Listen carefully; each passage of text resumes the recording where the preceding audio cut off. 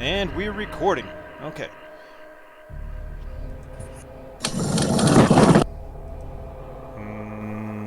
Still not serious, Jess? Okay, well, we're going to start without him. Okay. Everybody remember what happened last time? Yeah. Generally, yeah. What was it? You want to talk about it? Like, as individuals or as a whole thing? Either.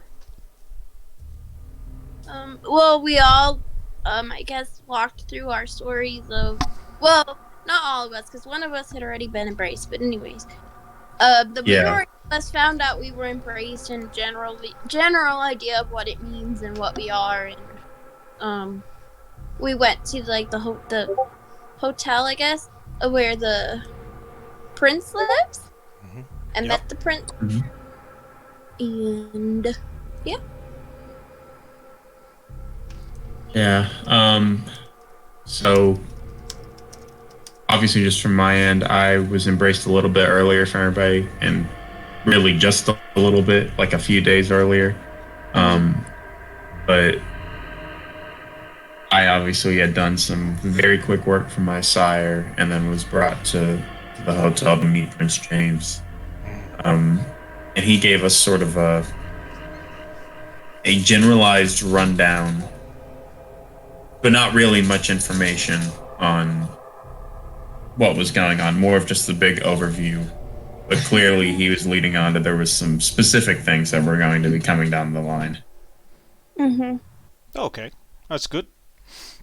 All right, let me read the little bit that I wrote on how I remember our recap. One by one, 4 new kindred were introduced to the Prince of El Paso. One was made to serve a purpose. One was made to gain greater influence. One was made out of anger. And one was made out of respect. Now these 4 are forced together while they learn to control themselves. Already they've fed. Already they've come to realize the monsters that they've become. Now they wait for a teacher, a mother, to guide them the beginnings of their new unlife. So that's what I remember. Okay, we're all set. Okay, we're going to start with a little monologue that I wrote. A new reality. New realities surround us. You can't resist them. They have to be embraced. Your new job forces you to go shopping for something that you never needed before, like a suit and tie. Or perhaps you move from one city to another, and now you don't know anyone. You have to make all new friends. You have to start over. Maybe you fall in love. So this is the only one for you, and you don't need that old bachelor pad anymore. You let it go. You're finally ready to move on, to become an adult, to start the next chapter. Some changes can be good. Some changes aren't. Sometimes your new reality was unexpected. You weren't ready for it. You were robbed. Your life was stolen from you, and you have to move on. For some, their previous lives are over. They will never fulfill the goals they had to leave behind. They will never see their family or friends again. They will never be the next greatest fighter of their generation. Others have to learn to meld their new reality with the old. Can she still treat a patient when she fully understands the reason for their paranoia? Is she sure she's even better than the one that caused it? After all, that monster's blood is flowing through her veins now. What will she do? And then there's the family man. Can he afford to return to his loved ones? Or is his hunger too wild and unpredictable? Can he bring them with him on his new journey? Must he leave them behind to protect them? How much death can they handle? And then there's another. One whose new reality doesn't seem that much a curse. Even in her old life she had committed the gravest sin, but for the greatest reason. Her new reality gives her new tools. She can continue the hunt, bring more death and pain to those that deserve it. But what happens when her humanity starts to degrade? Will she become as the monster she has hunted? How could she not, surrounded with such torment? Will her beast consume her?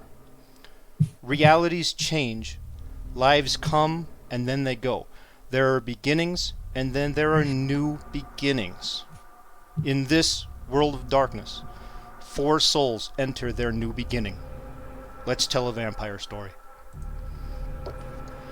So one by one, you guys are waking up in your hotel rooms. Who wants to wake up first? I can wake up first. Okay. Jack wakes up first. As you each wake up, you receive this... You find this letter on the bedside table next to you. It says, "Dear Mila, Jack, Jessica, or Hector, whichever you may be, please wait here. Once you're all awake, Miguel will take you to visit someone who can teach you the most important details. Let the operator know you have woken. If you need any refreshments, please let the operator know that as well. Please feel free to shower or freshen up however you like. A variety of clothes are available in your wardrobe." And it's signed James, and below his name is a red rose inked into the stationery. Okay, so we are doing Jack. I want to change to Jack's special music. Oh. Keep reminding me that I did that, because I didn't do it at all last time. Nice. Okay. Okay. Okay, also, Jack, I want you to make your very first roll. We are going to make a rouse check. Rouse check. It's on the let me- bottom, I think the bottom left of your character sheet.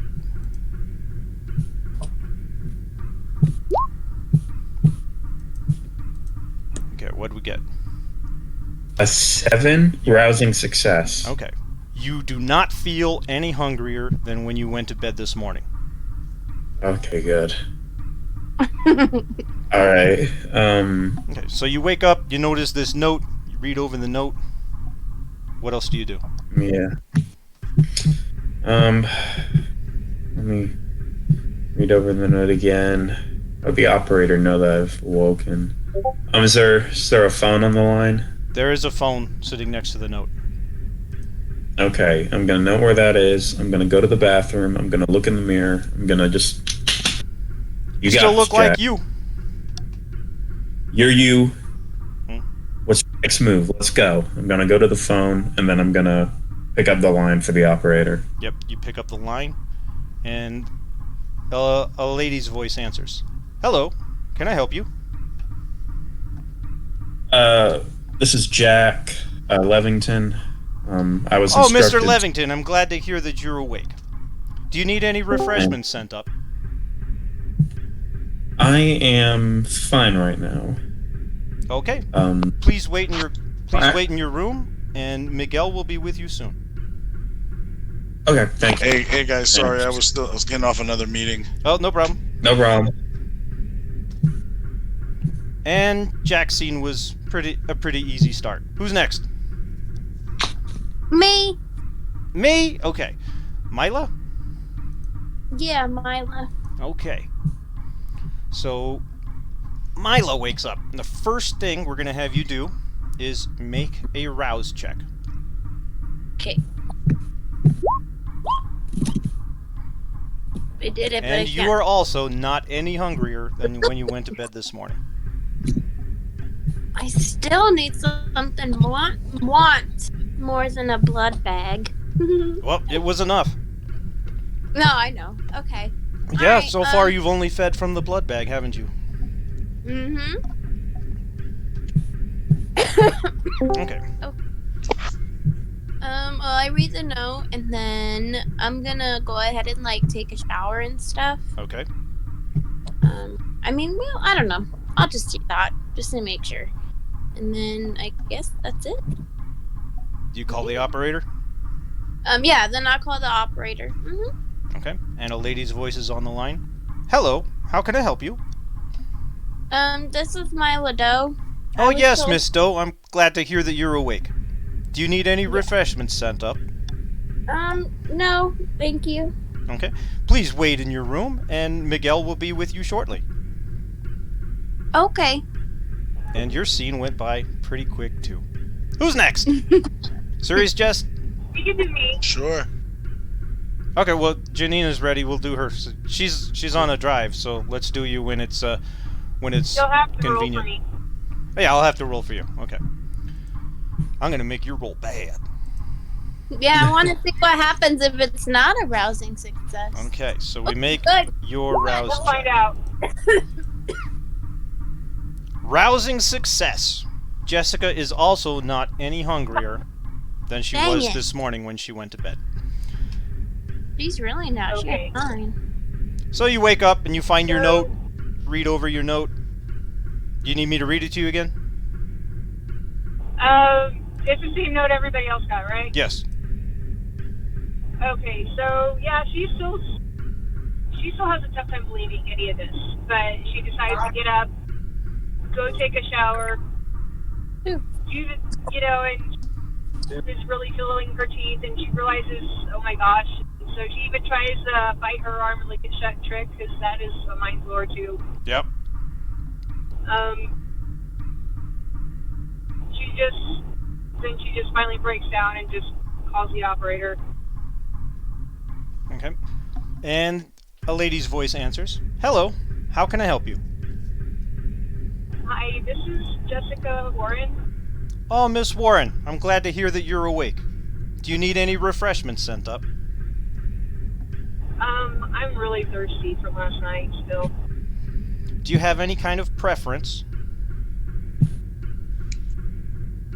Just liquid, please. Okay, we'll do what we can. If you have no specific order, then we'll send you what we have on tap. Sounds great. Okay, please wait in your room and Miguel will be with you shortly. Okay. Okay. After you hang up and you turn around and relax a little bit, you notice that there is a note, a picture, taped to the wardrobe. Okay. Okay, so you walk over there, and it is a picture of a man taking a selfie with your cat. Oh. The picture says, "She misses you, but she's okay." At least that's an anchor for her. Mm-hmm. Okay. You don't recognize the man at all. He wasn't one of the two men from last night. Okay. But they did take care of it. That's good to know. And that comforts her a lot. Mm-hmm. But it freaks her out too. A couple of minutes later, there's a knock on your door.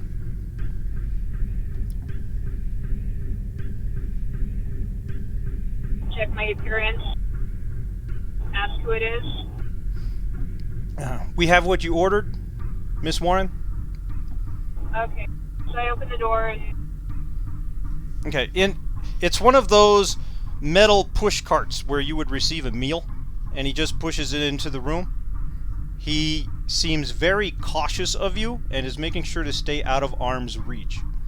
And then he leaves the metal table inside and closes the door and says, "I hope you have a good meal," and leaves. so when I'm the whole card in there. He brought the whole cart inside, yes. Okay, so I'm looking at a whole cart. It's got one of those, whatever you call it, the metal dome lid thing.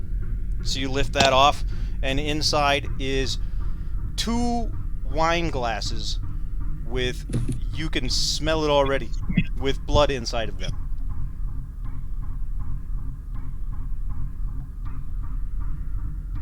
So this is very interesting. The scent of the blood is hitting you, and it's just slapping you upside the face with the desire to feed from it. And you reach out your hand, touch the glass, and it's warm. So at this point, I'm trying to have a little bit more self-control than I did the previous night. And I'm just I'm I'm afraid. But I'll go ahead and sip it. Okay. You take your sip, and as the blood touches your tongue, everything seems to fit together. Life as a vampire is not so bad. There's blood, and the blood is the greatest thing you have ever had, except for Prince James' blood from last night. That was the most delicious thing you have ever had in your entire life. And this kind of pales in comparison to that. But it's still fantastic. So I just slowly drink quicker and quicker. Mm-hmm. Do you drink down both glasses? I'll savor the second glass. Okay. So you are at hunger 1. A vampire cannot remove his last hunger rating to 0 unless he drains a human all the way. So as much as you drink of both of these glasses, you don't get any fuller. You're still just as hungry as you were when you started. Okay. And that's strange. Because, of course, you don't have the knowledge that you have to drain a human to remove that. That's just game mechanics that I'm telling you. So, Okay. So as far as you feel like you will always have at least this level of hunger. And generally, that's true. Okay, and let's move on to Serious Jest. Yes, sir. Okay, were you here for the note? Negative. Okay. Now I'll read it off. Dear Hector, please wait here. Once you are all awake, Miguel will take you to visit someone who can teach you the most important details. Let the operator know you have woken. If you need any refreshments, please let the operator know that as well. Please feel free to shower or freshen up however you like. A variety of clothes are available in your wardrobe. And it's signed James, and below his name is a red rose inked into the stationery. When did I find this? Like as you what's woke up, my, it's just sitting next to you on the bedside table. Also, we need to make a rouse check. You're gonna make your very first die roll, a rouse check. The rouse is on the bottom left of your character sheet. Okay. Let's see. Hopefully you fail, so somebody fails. I want to see what happens. Me So too. on the bottom of the character sheet? Yeah, on the It's left. like at the very, very bottom. I'm looking at my character sheet, but wait, Are you on the core oh, page? You need to make sure you're on the core there, page. I just switched to the core page, rouse roll. Okay. I just clicked the button under rouse. You are also not any hungrier you were than when you went to bed this morning. Y'all suck! Sorry. I had special situations drawn up for everybody. Oh well. I'll use them So next time. I guess We'll I have walked to to the wait. phone. Mm-hmm. I walked to the phone. Is there like a zero? I guess what kind of phone is it? It's just like one of those hotel phones. You just Yes. pick the handle up off the. Okay, so I pick the handle up, and does it go right to the operator, or Yes, do I it need does. to press 0 or what? Okay. Hello, how can I help you? It's a Hi, lady's voice. Hi, this is Hector. I'm awake. Oh, Mr. Perez. I'm glad Yes. that you've woken. Do you need any refreshments this evening? No, thank you. Okay.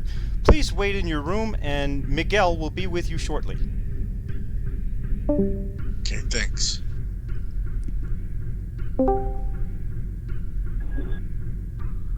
Okay.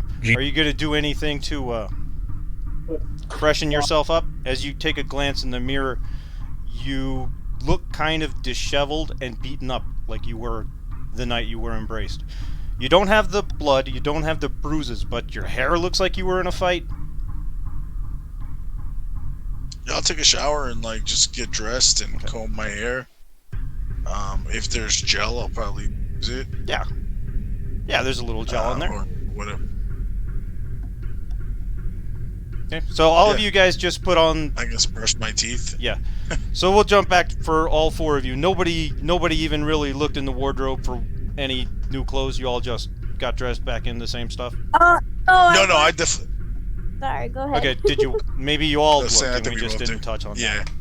Yeah, I was thinking about, I guess I should have just kind of said that I would have done that. Okay. There is a variety of clothes in there for all 4 of you, where you can I dress promise you super I nice. didn't answer the door naked after my shower. Okay. You weren't just wearing a towel? No. I'm going in my birthday suit. Yeah, so there's a variety of clothes in there where you can dress like to the nines in a full black tuxedo, or you can go in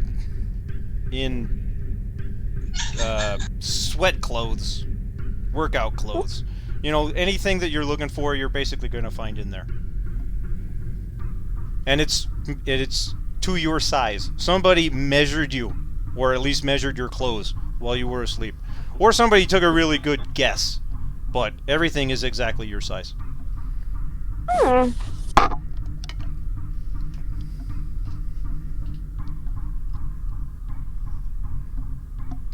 Okay, is anybody going to dress in anything that actually needs noting? Or did you guys pretty much just find clothes that were similar to what you were already wearing? I'd stay in the clothes I was already in. Okay. I'm gonna for like black pants that not like spandexy pants, but I guess like comfortable movable pants. Okay. Like Okay. yeah, I guess like yoga pants. Okay. And then if there's like a black hoodie, maybe. Yep. Okay, that's what I'm wearing. Okay. And my I hair. also opted. I'll go with a black tracksuit. Okay. There are a lot of choices of blacks in here. Like, that might be the primary color that vampires go with. You do have some other choices, but there are a lot of choices of black.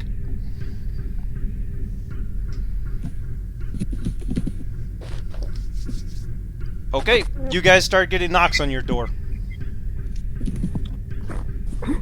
I run over there and open it. Okay. And there's Miguel. You remember Miguel from last night. He was the guy that came with Jack? What's Jack's last name? Levington. Jack Levington? He's the guy that came in with Jack. He was the... He's also the one who exited Jessica's sire. He has a lot of piercings and tattoos, and looks kind of like a street tough who's been risen to business level. The suit that he's wearing, so his appearance kind of clashes. Okay. And he's knocking on and getting everybody. He's opening everybody's door. Okay. You guys all ready? So I'm gonna guess we're all neighbors. Ready. You what into the neighbors? No, I said I'm guessing we're all neighbors. Yeah, you guys were all neighbors. Yes. Pretty much. Mm-hmm. Two Okay. on one side, 2 on the other.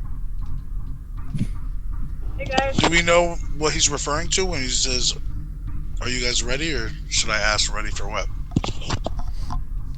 Yeah, go ahead and ask. Go ahead. Ready for what? I'm going to take you down and introduce you guys to Mother, who is going to teach you some of the most important lessons of your new reality. It's going to be a fun time. I think you guys are really going to like this. Did he say it just like that with a little bit of like a Yes. giggle? Yes, he did. Hmm. He's always seemed like a pretty pleasant guy. Yeah. Okay. Well, let's Okay, let's go. All right. I So, don't really remember Miguel. Oh, okay. Somebody Remember- want to describe him off? Talk about him a little bit? Or like who he is, which guy he was. I don't. he's my sire. Okay. When did you come in last time? Or no, you were here from the beginning last time. You did miss a little but bit in remember, the middle, so yeah, I had to dip out for a while. maybe that's where you missed him. Miguel is Jack's sire. He brought Jack to see the prince, and then he kind of just, where most of your sires left, he kind of just hung around. And then when Jessica and her sire came in, Prince James was not very happy, and her sire was kind of being a bit of a butt, and he ordered her sire, I don't remember his name, Aaron? I don't remember. I forget his name. It's Let's look it up. We got to start remembering these things, especially you. Yeah. Yeah, I know. Aaron Hopkins. Random name generator. Aaron Okay. Hopkins, and when Prince James gave the order, he was really giving it to his two armed soldiers in suits, but Miguel's the one who jumped up and took advantage to show off that he wants to be a little bit more of a physical person in the prince's court. It was kind of obvious that he was trying to show off that, you know, he could police the situation. And he's the one who escorted out Aaron Hopkins. And that was So the my guy last you wasn't guys there saw for him that, last. right? Maybe not. You came in. Did you come in last? If you came in last, he Yeah, might I have think I was already been last. gone. Yeah, so this will be the first time I'm. Yeah, so this will be the first time you're seeing him. By the way, remember how you asked if you named the bodyguards? I thought you named. You know what? I remember. I thought you named one of them Robert, didn't you? I might have. That sounds a little familiar. Oh, Roberto, yeah. Yep. Yeah, Roberto. because I remember him saying Robert, and then I was thinking it should be Roberto, he went by Robert. Yeah. That's one of those. Okay, so you guys know Robert. You're not seeing him. You know, he's not here. But okay, everybody can remember that one of those two armed guards in a black suit was Robert. The guys who like to push around couches and stuff. Yep. Okay, so me personally, Lynn is remembering this, and before I say anything, I want to make sure I'm remembering correctly. Something Okay. was said about about Mother looking weird, I guess, right? Yes, probably. Okay. That Yeah. sounds like something I could have said because that is the situation. So, Yeah, okay. So, I believe it was mentioned that we shouldn't. Stare. Yeah. yes, I was about to say that. Or say anything about her appearance. Right. Okay. Well, My Miguel guy introduces didn't hear that himself said. to Hector. He holds out his hand to you, and he is I can read over Miguel's description for you. His distinguishing features are piercing and tattoos. That's the first thing you notice. And then you notice how fit his body is. It's obvious that his body is a temple to him. Not only in the way he decorates it, but in, the way that he takes care of it. He's a Hispanic male in his mid-20s. The sides of his head are shaved, but the top has grown long enough for him to wear it in a ponytail. His ears are gauged, and he has piercings all over his face. One at the outer edge of each eyebrow, a single ring in the left center of his lower lip, and a nose ring dangling from beneath his nostrils. He's also heavily tattooed from the neck down, but you don't see a whole lot of that because today he is wearing a really fine tailored black suit. And he holds out his hand to you. We didn't have the opportunity to meet last night. I'm Miguel. By the way, his my hair, is just like his, except it's shorter. It's not a. All right, cool. So, cause yeah, I got that kind of fighter hairstyle. Mhm. So, which hand does he hold out? He'll hold out his right hand. He's right-handed. Which hand do you have messed up? Your right hand? My right hand. So So- I guess what You you probably reactively go to shake him because you're not used to your right hand, and it doesn't have any pain or anything. And then you Okay, both well, I notice start and to- switch. Yeah. Yeah. That's exactly what I was gonna say. Well, it's good to meet you. I've heard a little bit about you. A little bit from Prince James, and a little bit from I can't remember your sire's name now. Enriquez? Yes. Is he missing the whole hand or some fingers? I forgot. Some fingers. Okay. Yeah, it's like two fingers, I think, right? Yeah, 2 or 3 fingers. Okay. I think I still have my thumb. Okay. Just That's a thumb. the important part. Constant thumbs up, everybody. No, not just a thumb, but like I think. Oh, what it is The thumb and if the I index remember finger. correctly. No, I think if I remember correctly, the two, like the pinky and the ring finger, are gone, and half of the middle finger's gone. Okay. Okay. Gun hand. Yeah, and as he shakes your hand, he says, "I'm Jack's sire. You should have met Jack last night." Yes. This time I just sort of took my place, like, not behind him, but like slightly off to the side, like diagonal of him. I haven't really been speaking much. Okay. All right. Come along, newbies. Come along. He says it kind of, with a jovial smile. And he starts walking towards the elevator. Do you guys have any questions before we get going? Y'all had your refreshments you need? Everybody's feeling good? I mean, you're all hungry, I bet, but, you're not starving? Mm-mm. Shit. Good, sir. Okay. And you guys go in the elevator, and he pushes for the second basement, which is the parking lot. Ding! And it goes down. Okay, so you guys open up into the parking garage, and he leads you through the parking garage to a door in the back. And he opens up that door, and this is a big, heavy steel fire door.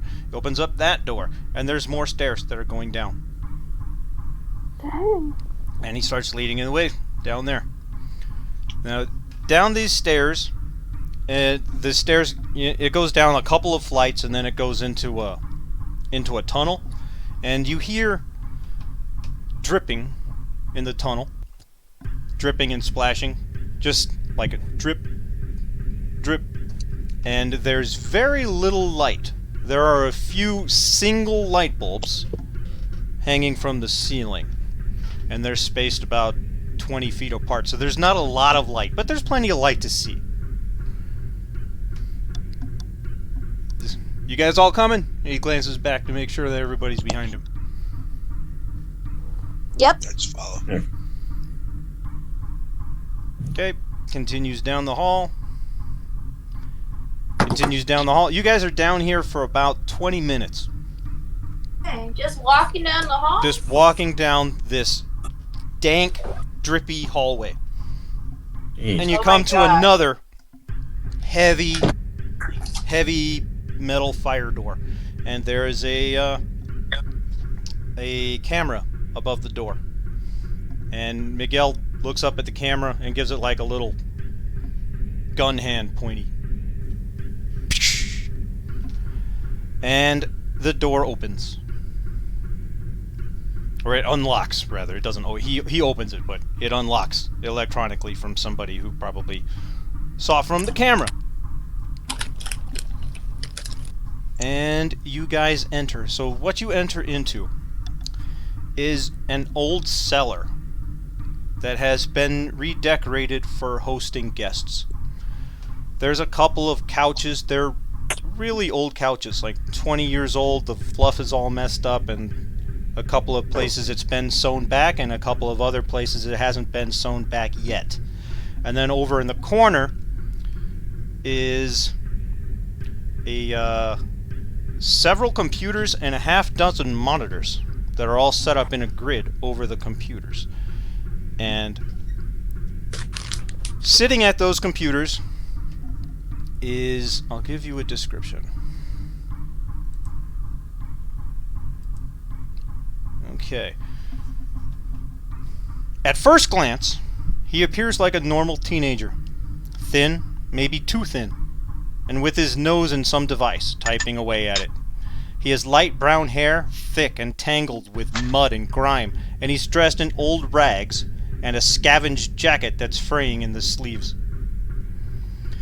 Then you notice his mouth. 2 inches wider on the right side than it is on the left side. 2 inches extra. And when he smiles, which he does as he sees you, his mouth opens wide on the right side, all the way up his cheek, showing off an array of sharp, pointed teeth on that side. And we introduce Spider! That's you, Juicy. Juicy here? So hey, There you go. you were the new guys, huh? Yeah. I'll step forward. It's my pleasure to meet you. I'm Jack Levington, and I'll put out my hand. I slowly waver my hand to meet his, and I give him kind of a dead fish handshake. Okay. All right. As soon as I finish the handshake, I'm just gonna step back. I kind of just nod in his direction since, you know, it seems like he's not real into, like, handshakes and stuff. And then I just go, I'm Mila. Pleasure to meet you, Mila. I do the same. I do the little timid wave and tell him I'm Jessica. I nod in your direction. And then you guys hear, "Oh, they're not that pretty." And a lady appears, just shimmers out of the air in front of you. And I will give you her description. She's kind of hovering over Spider's chair. So, the first thing you notice is her severe underbite and protruding fangs. But her fangs aren't the usual canines, they're the lateral incisors, leaving only the two front teeth between them, so her fangs are really close together. Her dark hair is long, but thin and tangled, leaving spots of open scalp. Her clothes look like they were once top-of-the-line fashion from the 80s, but have lost most of their color and have been resewn and repaired dozens of times. Despite her appearance, she moves with a sexual grace as if she expects all eyes to be on her at all times. You want to introduce her? Do we feel... Or you want her to introduce herself? Which her introduction of herself was, "Oh, they're not that pretty." Do we feel any, like, natural... You know, like, when we saw the prince, we were kind of, like, all naturally... No. We don't feel any... Nothing. No. Okay. Am I to assume that you are who they referred to as Mother? Oh no! Oh no! I'm Felicia. Mother's busy right now. She has a meeting with someone, and she told us to keep you entertained for a few minutes. Spider also laughs at this comment. Okay. Hi. Nice to meet you. Jack. Hi, Jack. And she goes to shake Jack's hand. She offers her hand. In the girl way, Oh. you know, with her palm down. I'll shake her hand back. Okay. She keeps her hand in yours just a little bit too long. A little bit too familiar. So tell me about yourself, Jack. Well, Miguel is my sire. I'm, Miguel's over... You glance over at Miguel as you say his name, and he's covering his mouth, trying not to laugh. He's kind of chuckling to himself. And I'm very excited, Mother, and I'm going to step back and then, like, visibly, like, I'm gonna position my hands in a way that, like, visibly shows off my wedding band, just to, like, try to shield me. Oh. Somehow. Well, she's a lucky lady. Thank you. And then she looks at Hector. Well, hello. She doesn't seem to have much attention for either of the two women. Well, my guy's not laughing. He's just kind of taking it. And he just, he's kind of mouths like a bird, says hello softly. Miguel steps in front of you, breaking you from her. And he puts his arm around her and pulls her to the side and starts whispering something into her ear.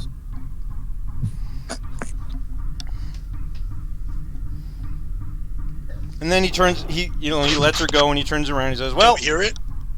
You could try to hear it if you like, yeah." Sure, I'll try to hear it. Okay, let's make a perception and awareness roll.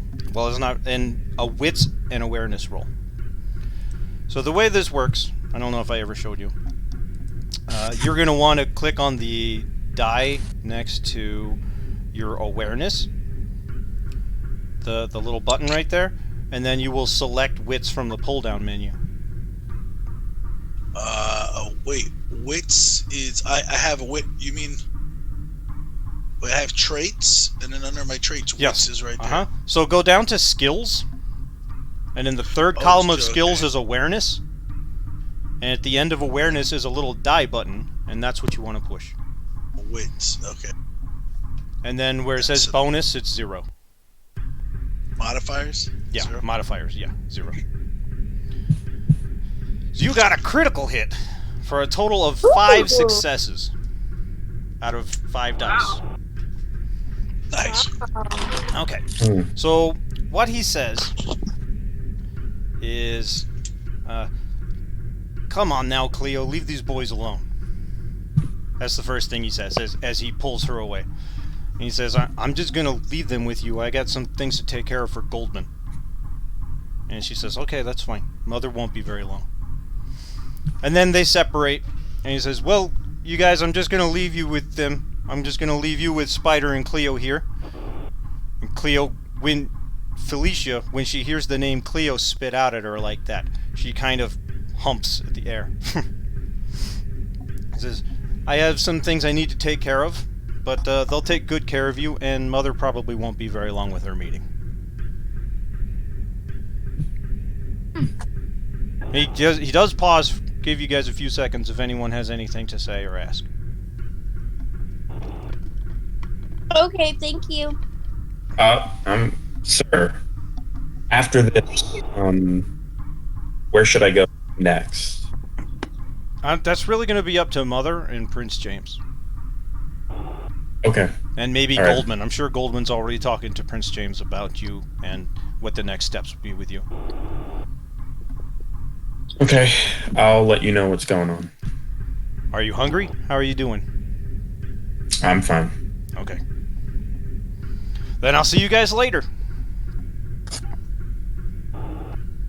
And he leaves. He leaves through the same door that you guys came in. Okay, well, you guys are here with Chloe, with Cleo, Felicia, and you are also here with Spider. So if you guys want to do any conversations with them, ask them stuff, talk about anything, go for it. I'm gonna shimmy over to Spider. Less because I'm wanting to talk to him, and more that I'm trying to avoid Leo. And so do we know him as Spider, or because he's just been introduced as Jack or whatever? Well, no, Jack is I mean, not Jack. They introduced him as some other name, but no, I not think we just Spider. introduced him as Spider. Oh, really? Wait, so I who's the guy introduced who's Juicy's guy? Spider. Juicy's guy is Spider. Yeah, it was the guy with the one side of his mouth really wide. I thought you said his name was something else. Well, maybe I did. No, I can tell you you what said his he was real name is, Spider. but I thought I only said Spider. Okay. His real name is Michael, but he doesn't even really use it, so I should have just said he was Spider. I think he just said I must have Spider. missed it. Okay. Must have missed it. Now, Felicia, on the other hand, has had 2 names thrown out at her. Mhm. Yeah. Okay, well, with none of the men's attention, and not too interested in the women, she glides over and lounges into one of the couches. I'll go walk over. Is there like a couch that's not her couch, but it's Yeah, nearby? there are 2 couches, and she's laying down in one of them. Okay, so I'll go sit in another one that's nearby. I'll sit next to her. She sits up. I'm gonna just So how long have you been here? You mean, how long have I been kindred? Okay, that too. I'm still learning how all this works. So yeah, that works. How long have you been 100? I'm 31. I was embraced in 86. Okay. She looks to be... It's kind of hard to tell because of all of the whatever problem she's got going on. But she looks like maybe she was a teenager. Wait, we're still in 2000, right? Yes. So she's 31. Oh, she meant like 31 total, Mm-hmm. including her human years. Uh-huh. Okay, gotcha. Yeah, because she said she's 31 and then since 86, right? Okay. And also, Jack is talking to Spider. Yeah. Jessica was also going to go hang out with Spider. Okay. So, Spider, what's I noticed all the monitors and the computers. Are you security? What's your job here? Oh yeah, I'm big in on the ShrekNet. So when I'm not playing my favorite MMOs, I'm usually managing stuff on the ShrekNet. MMO? Yeah, you know, StarCraft, EverQuest. You know.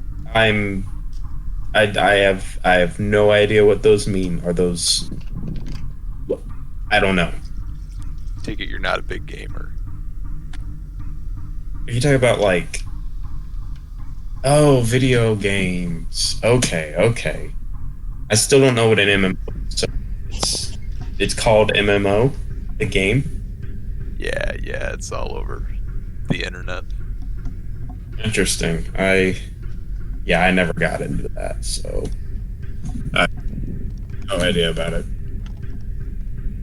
But with the security and stuff, is that your job? That's what you're doing, is just sort of covering the cameras for, I'm guessing, the hotel? Like, I'm gonna look and see what all these monitors are showing.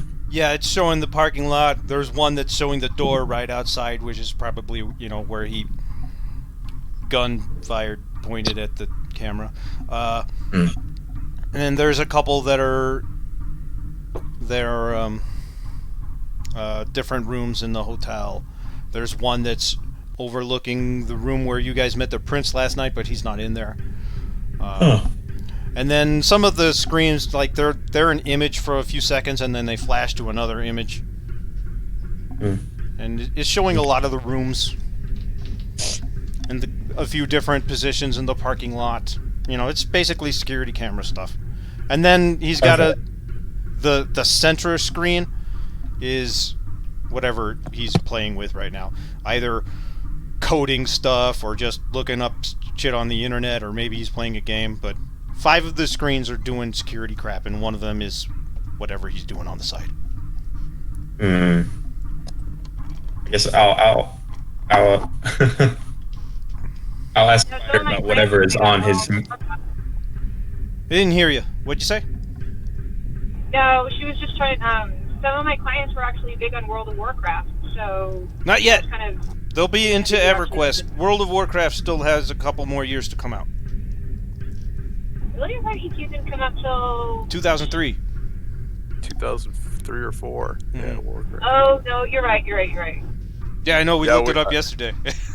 Yeah. We looked it up because we knew it was about around that time period, but yeah. EverQuest will be the big MMO that people are getting into. That's going to pave the way towards World of Warcraft, and it just came out in March of '99. Oh wow! So it's been out for like a year and a half. Online is what they did play. It was also not online. Yeah. Yeah. Okay.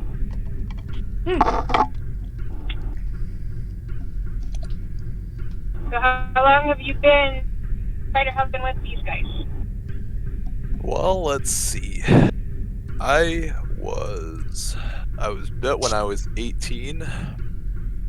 I was hit with an incurable disease, and a man approached me and lent me this power. So I've been here about 5 years. 5 years. Mhm. 5 years. Seems like we're all some short timers. Well, I mean, I haven't really met anybody yet outside of the prince. I don't think that's been with this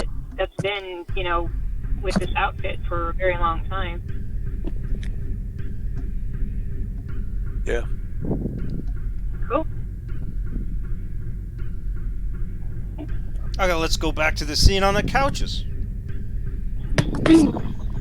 Okay, so Cleo lets Hector sit down next to her, and then she lays back down and puts her Oh legs no! across I her. was.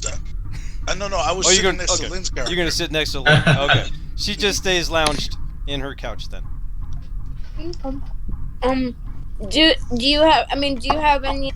Or is there anything that we should know before we meet Mother? I'm sorry. Any what? Anything we should know before we meet Mother, like etiquette or any suggestions or anything like that? Mother's not real big on etiquette, and she's very understanding. She realizes that you guys are all super new. Like, what? A couple of you were embraced last night. Mm-hmm. Yeah, she knows all about that, so you don't have to worry about it. She might teach you a few of the more important pieces of etiquette, so you don't make a fool out of yourself in front of the prince or in front of Goldman. Mm-hmm. But no, she's a very understanding person. She's old. She's the oldest one in the city, I think. How old is she?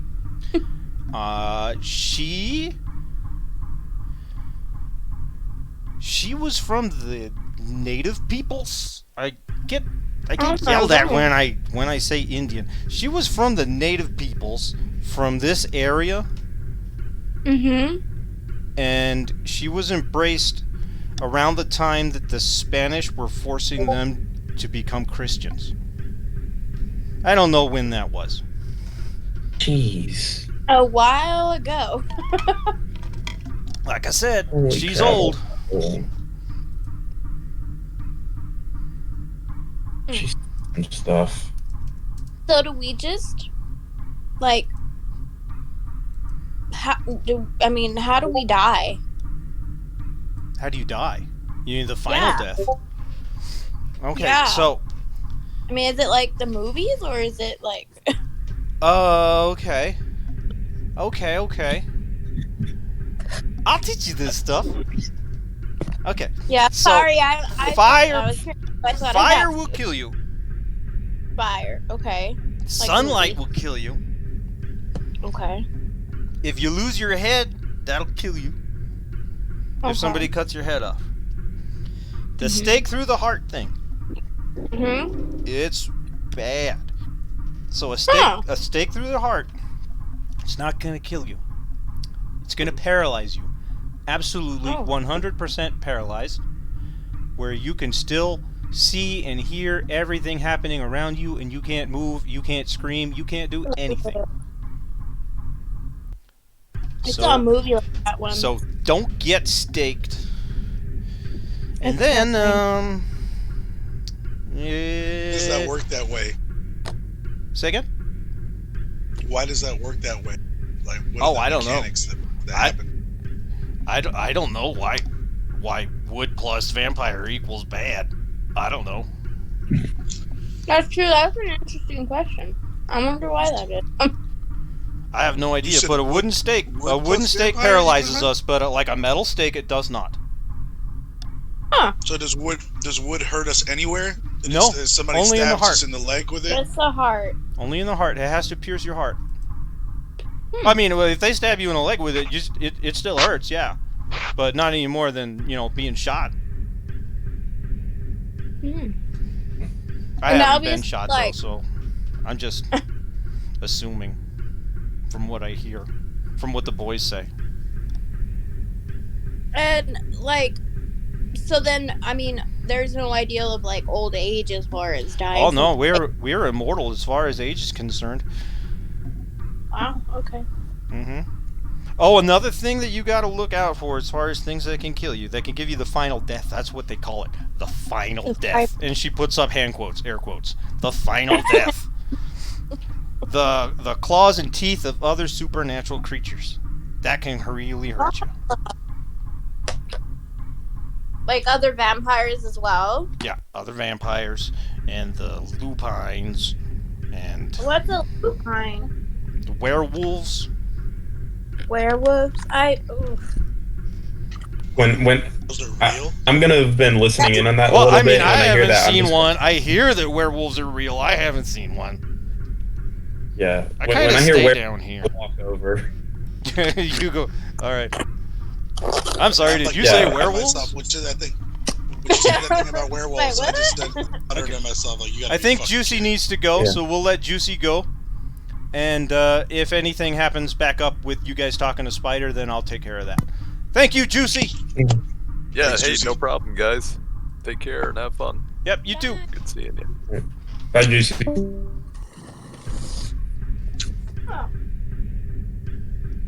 Okay, where were we? So you're telling me that there are werewolves too? Well, like I said, I haven't seen any. I'm What not else? that kind of girl. Go out there hunting werewolves. But yeah, Have you heard about other things? I know there's. Oh, you're gonna get a kick out of this. Ghosts. Ghosts are fucking real. Ghosts are fucking real. Can you believe that shit? Ghosts. It's Like, honestly ghosts. the least surprising of all of these. yeah, that is I agree. But have you like encountered one? Yes, I saw a ghost. I did Huh. see a ghost. It materialized and everything right in front of me. Not for very long, just for a few seconds. But we talked for, I don't know, 30 minutes. Talk to it. I talked to it, yeah. Ghosts Where are were fucking real. It kind of blew my mind. I heard that ghosts were real, but blew my mind. Are ghosts the souls of dead people? Yes, they are. Yes, they are. Can a vampire become a ghost? I don't know. He did not seem like he was a very happy person. So, I'm not looking forward to So it. did he I tell mean, you whether there was a heaven or hell? I don't think he's in heaven or hell. It didn't seem like it was either. It seemed like, from his description, it's like a purgatory? like a shadowy purgatory version of our world. He said everything looked the same except that it looked old and dead. Did he know that if God exists? He didn't know. He didn't know anything about that. He said that some wraiths, they call themselves wraiths. Some wraiths really believe in that shit, and others don't. That's what he said. So it sounds a lot like us, a lot like people. Even the ghosts are unsure. Oh my gosh. Yeah. Yep. They're dead and they don't know if there's an afterlife. Anything else you guys want to talk about before we send you in to see Mother? I have something else in my. She glances over at Spider, who's back to playing some video game. Fucking nerd. Did she say that? Yeah, she said that. Hey, don't knock nerds. You a nerd too? I know enough. And they've saved my bacon plenty times. Yeah, I guess. Whenever you need your checkbook balanced, that's where you go. Or your homework done. Oh, God. I'm just gonna restrain myself now.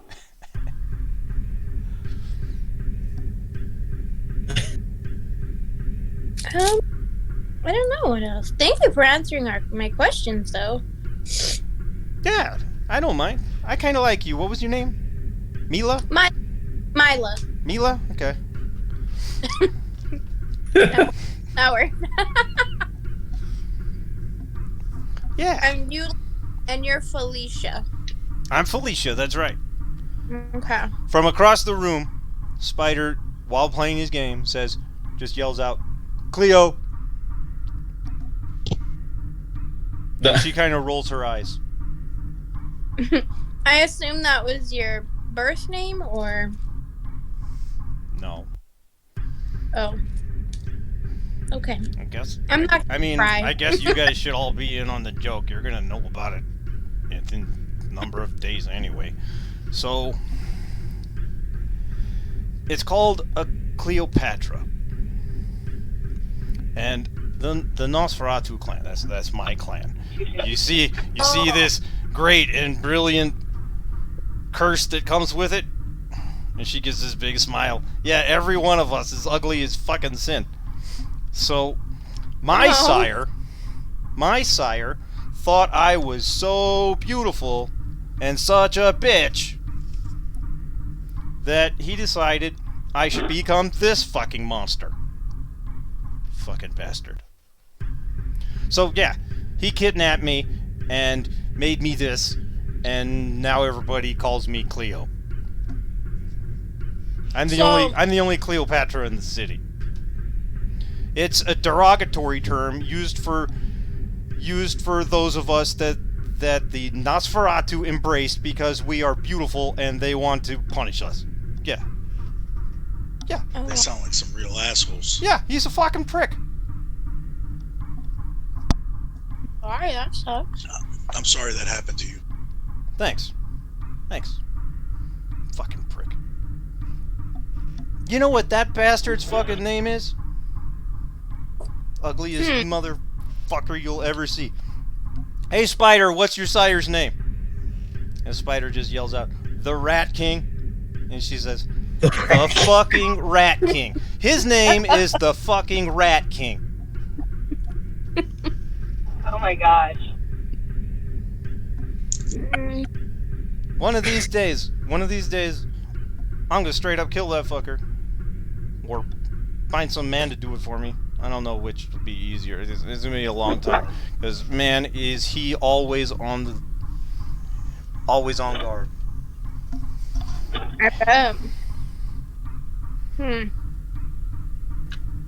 Rat King. Jeez. The fucking Rat King. And I'm assuming he lives in the sewers. We all kind of live in the sewers. She says, Oh, sorry. rolling her eyes and hiding her eyes in her hands. Yeah, we all fucking live in the sewers. It's so bad for them. I'm muttering to myself, what is this world?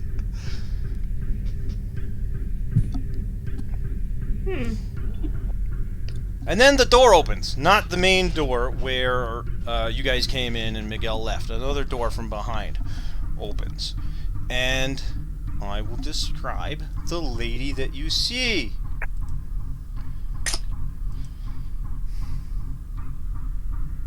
Details. Okay. Everything about her screams wild. From the mess of her hair to the clothes she wears.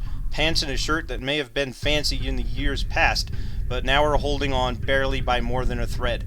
Her dark hair is thick and twisted together into an unkempt mess, complete with sticks and leaves. Okay. Okay, and this lady looks at you guys. Is she Native American? No. Oh. She looks like she might be Hispanic or she might be white with that dark hair. And she looks at you guys and she says, Mother's ready to see you now. And then she steps into the room out of the hallway and holds the door open. Like, get up off the couch and walk towards the door. Guess it's time to go. Yep, I follow. All right. Good luck, you guys, Spider says. From over in the corner. Playing his game. Alright, guys, remember. Be respectful. I don't know who she is, but you guys haven't picked up by now. Pretty much everybody knows a lot more than us, and they seem to all be a lot stronger than us. So just be respectful. How very, very ventru of you, the lady says. She has an age of looking like she's around mid-20s. How very, very ventru of you. I'm trying my best here. I'm Valentina, by the way. Me. Come along, babies. Come along. Come along, pups. Oh dear. Okay, and you guys go down. It's another hallway. And it goes about 30 feet or so and opens up into another room. Another cellar.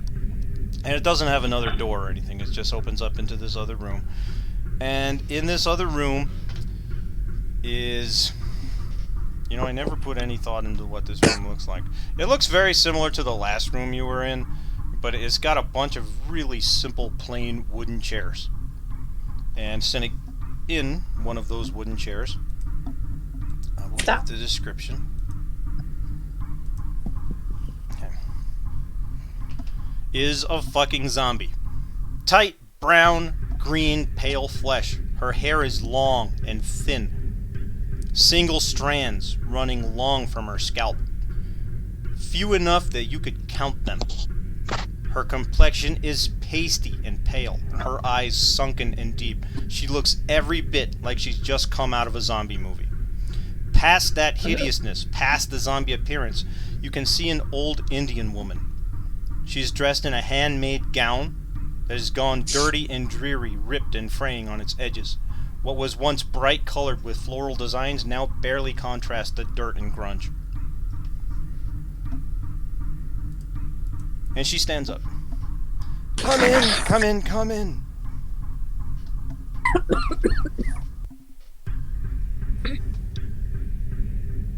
It's nice to meet you, Mother. I am Jack Levington, and I'll get a little bow. It's nice to meet you. And she bows. I'll take a seat in the chair, I guess. Mm-hmm. I'm Milo. It's good to meet you, child. Have a seat. Okay, I sit down too. I'm Jessica. Jessica, darling, have a seat. Thank you. I'm Hector. I said, It's nice to meet you, Hector. Please have a seat. I sit down. And Valentina comes back into the room. Just, oh, Valentina, are you going to stay with us? And she shrugs her shoulders. Says, I don't really have anywhere I gotta be, if you don't mind. Sure. And Valentina grabs one of the chairs and kind of pulls it to the side so that she's not, like, in the center. So it'll be the five of you guys, and she pulls it over to the side, and then she climbs on top of it and sits on the top ridge of the chair. Like a gargoyle? Yeah, kind of like a gargoyle, yeah. Okay. Alright. Tipping the chair over? No, she's sitting in it, standing. You know, the chair is in the upright position. She's just sitting on the back of it, a little bit up higher. Okay. Wait, so is she standing on, like, the part of the chair where you actually sit down, or on Yes. the, like... Yeah, the... her feet are on the part of the chair where you sit down, and her ass is on the top Okay. ridge of the chair. Oh, okay. Oh, okay. I thought you were saying she was perched literally on, like, the very top of the chair. I'm like, no. Yeah. That's Over. what I was thinking. I was like, how is she doing? That's pretty... She could do that. I just Actually. looked at her like, how's she doing that? Sometime during the course of the evening, she will get bored and do that though, and she'll like rock the chair a little bit, kind of back and forth on its back legs as she does it. She seems to have a really good sense of balance, like a cat. That's supernatural. You can balance on the back part of a chair. Mm-hmm. She'll even like twist it until it's only on one leg, and then like she's kind of bored and just playing around as she's listening. That happens a little later if I forget to bring it up. Okay. So I want you each to tell me a little bit about yourself, about who you were, who you are now. You know, who your clan is. That would be of good use. If you do know who your clan is, maybe you could tell me a little bit about them. I just want to get a sense of where you're all at. Hector, why don't you start?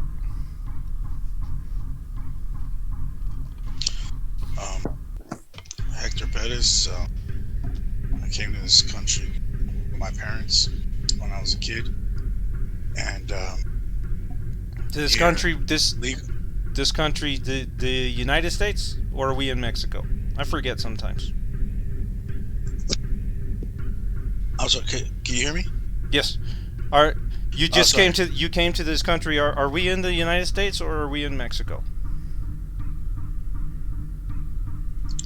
I thought She's asking you, like she doesn't know.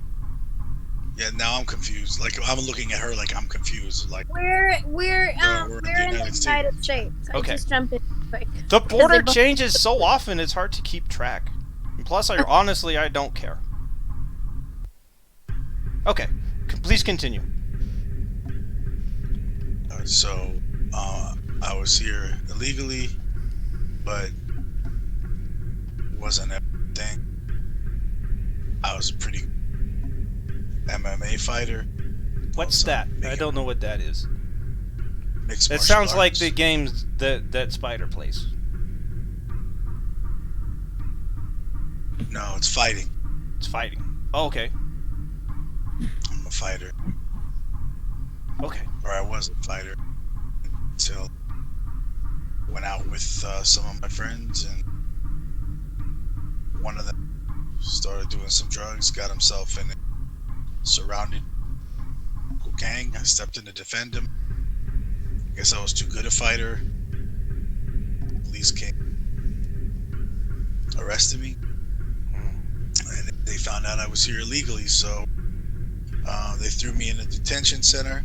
I was getting processed to be deported.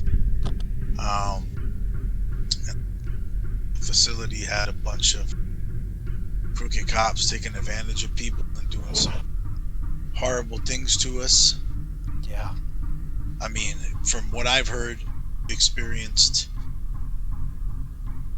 one kind of racism and oppression in lifetime. You know, I went through some of that at the detention center, and it ended up with me trying to fight a bunch of guards and then eventually some dogs. That's how I lost my hand. And that's when kids decided to turn me into this. You guys see a red tear forming in her eye. Her tears are blood. You can keep going. Oh, that was the end. Okay. And that's where Enriquez found you. Yeah, and he turned me into this. And here I am. I'm trying to figure out what the hell is going on, because my life just got turned upside down.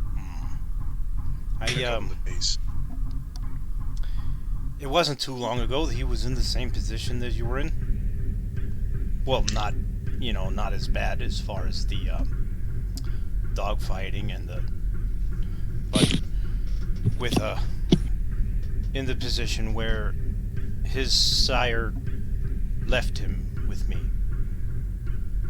In fact, he doesn't even know who his sire is. He never met him.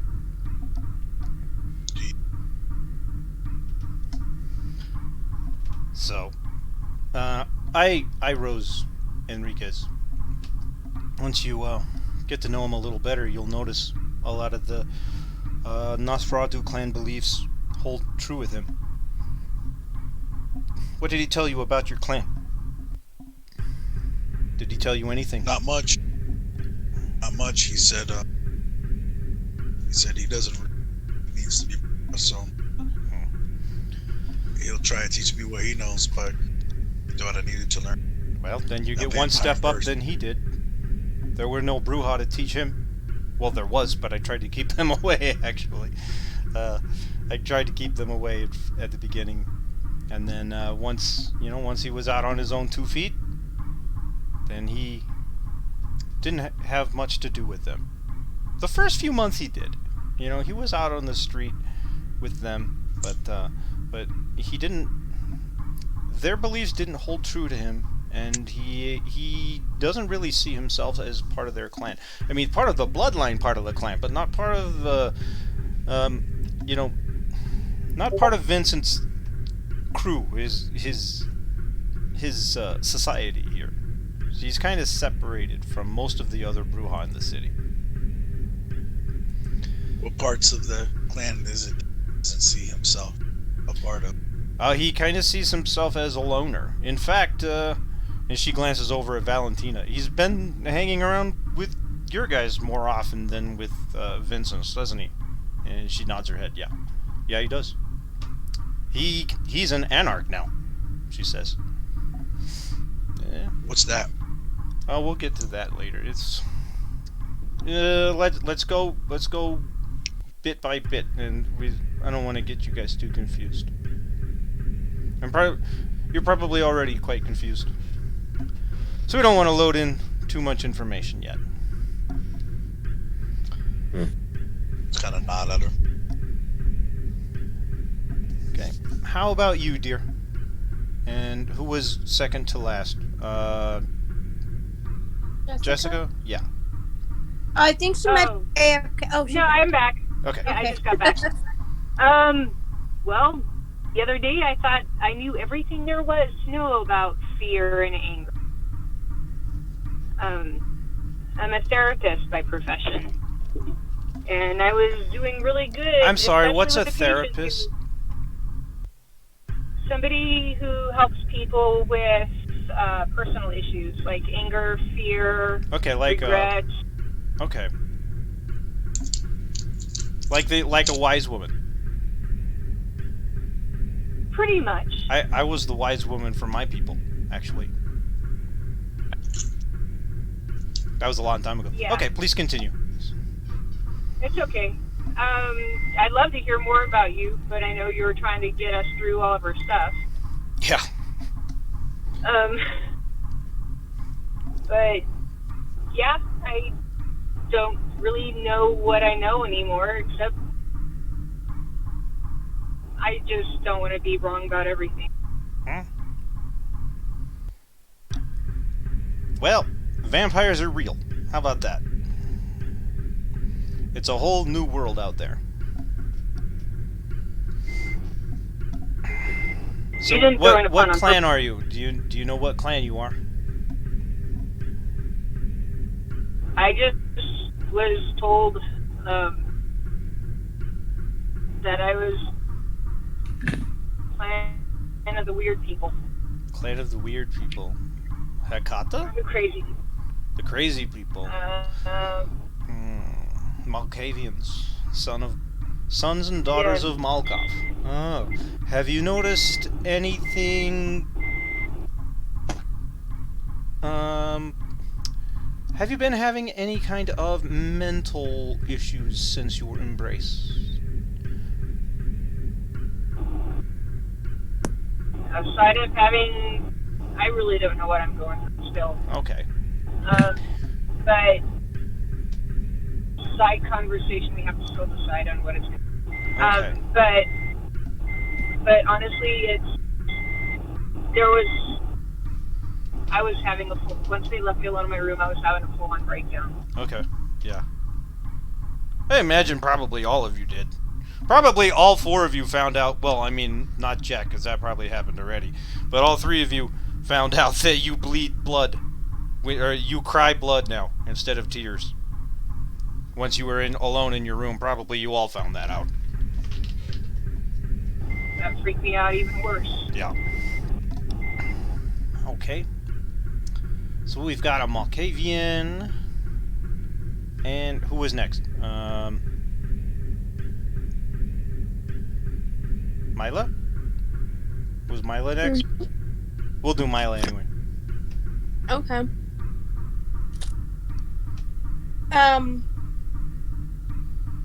What do you want to know, I guess? I want to know... I'm trying to get a feeling for where you are. If you could explain, you know, yeah, explain to me who you were and what happened. I was a social worker. Social With- worker. Yeah, Do you plan parties? No, I would I tried to get children out of homes that are abusive. Oh. And so I tried to help the children who yeah. That's a whose very noble parents job. are yeah. I mean, yeah. But I thought a lot about everything. Obviously, I'm sure we all did during the day today. And I became a social worker because I wanted to help as many children as I could to not live the life that I had to live. Okay. But I wasn't helping much because there's a lot of red tape and stuff like that, I guess. you probably don't understand what red tape is, but there's a lot of documentation and paperwork and things like that, and it's not as simple as seeing this child in this environment and just being able to help and get them out. You have to go through a lot of stuff, and in the meantime, the children are still going through all of that. Okay. So, kind of watching all of it was hard because I didn't feel like I was doing enough. But now I feel like I'm actually in a position to help. So I feel like when I became a social worker, it was one transition, but this is like the ultimate, like where I'm supposed to be.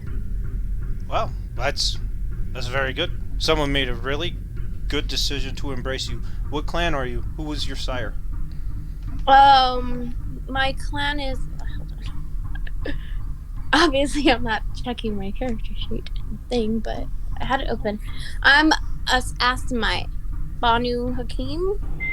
Ah, very, very interesting. Maybe I could teach you a little bit. Oh, okay. I would love to be taught. Who's your sire? Her name was Mahira Basha. Oh yes, yes, I know her. I didn't meet her. You know her. I've met her. Oh, okay. I don't recall how long ago it was. It was quite a long time ago. But I did meet her. She tends to operate in the West, is what the report was. The West. I'm not sure how far west the West means, but she operates in the West and comes and goes and takes contracts in many of the cities in the West.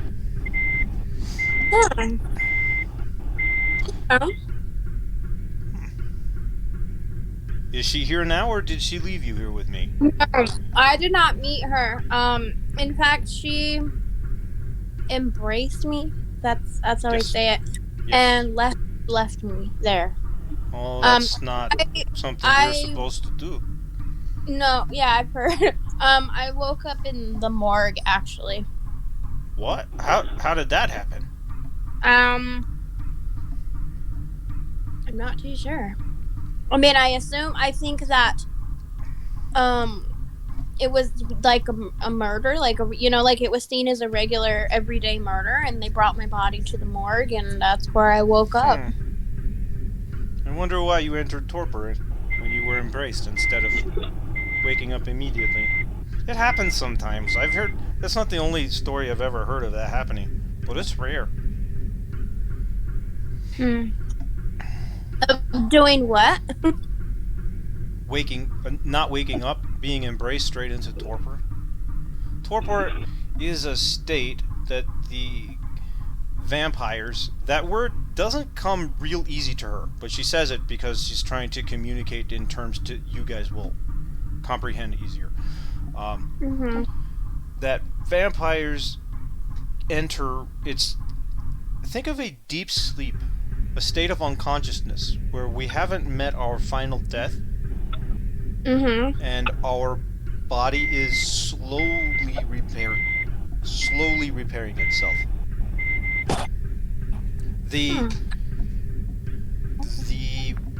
Well, now I would be talking into a whole new conversation. But the farther you are from your humanity, the longer that you tend to spend in torpor. So those of us who are the most noble, they may be in torpor for only a few days or a week. Those of us who are the most bestial, the most monstrous, may be in torpor for 100 years before they wake. Oh, wow.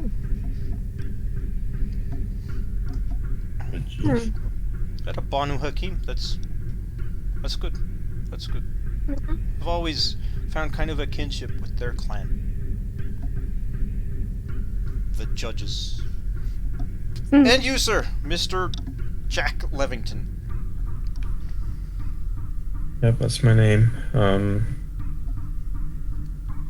I'm not sure where I should start. I was living a normal life. I was. Sounds. What did you do I feel in this naive normal life? now, but I was living the dream. I joined the police force. Okay. I'm a detective. Um, I, I'm assuming you know what that is. No, I know what the police is. I don't know what a detective is. Um, it's a police officer who is just focused on solving crimes, so they Okay. don't. Um, To find out and who I did the bad things. yes, exactly. I'm a Okay. homicide detective, so I You solve murder. don't prevent the bad things. You find out who committed them. I'm the Whereas the person police that are walking the streets are to prevent the bad things. that is exactly it. Okay. Mm. I was living the life. I have a wonderful wife and 2 kids with another on the way, and I guess I dug too deep. And Miguel Castillo is my sire, and I've been kindred for about 3 days, and I'm not sure what I'm gonna do. Real. I You're Ventru then. yes, I'm Ventru. I feel like I can trust you to an extent when I ask you this. They've told me that you are the most noble and elder of the kindred in the city. What Yeah, I think I probably am. I don't get out a lot what though. what are the odds that I would be able to eventually Eventually. turn my family into kindred so that I'm not separated from them? Do you really want to do that? For one Maybe thing, that's too selfish. we don't Okay. embrace children. They won't age. They will forever be the age that you embrace them at. So we do not embrace children. If I go down this path, I would, I guess, wait. I don't know. If you were to embrace your children, first the prince would have to decide whether to destroy you and your children in punishment. And in the case of the children, it would be to save them from an eternity of being stuck the age that they are. Or to let you continue until we don't embrace children. It's What a if I horrible wait? nightmare for children. I'm saying, what if I waited until they had become fully? Well, that is a possibility. Most of us decide to let our mortal loved ones continue their life. Not everyone is suited to become kindred, but it is definitely not a rarity to embrace one's loved ones. So it is quite possible. Now, you are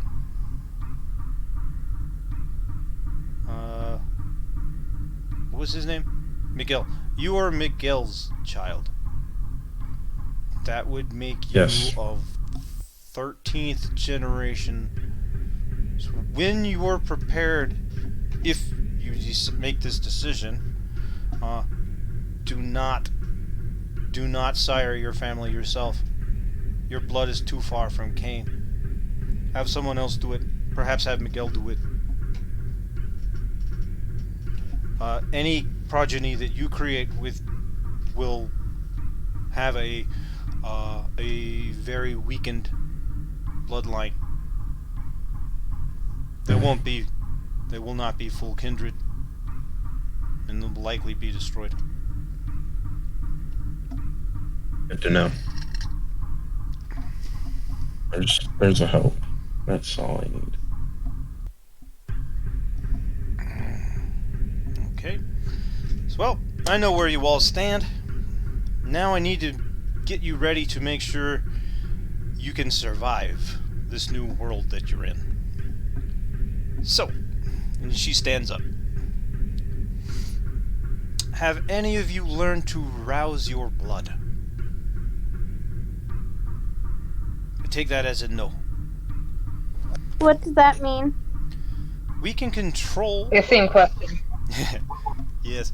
We can control the vitae, the blood, within our bodies. Move it along. If you send it to a certain part of your body, you can use the blood to mend wounds, to mend damage. You can send the blood into your heart, get your heart to pump again, for temporarily. Get your heart to pump, get your lungs to breathe, get your organs to work, so you can appear human. You cannot pass any kind of a medical exam in this way, but you can still appear to be alive. And in addition to that, if you you can rouse the blood, send the blood to your muscles, raise your strength or your dexterity. You can raise any value. In fact, you can send the blood into your brain, raise your intelligence. You can raise your natural aptitudes with the blood that you've gleaned. And So that's the first thing I'm going to teach you. Come, stand up, stand up. Okay. This I stand up. This we call the blush of life.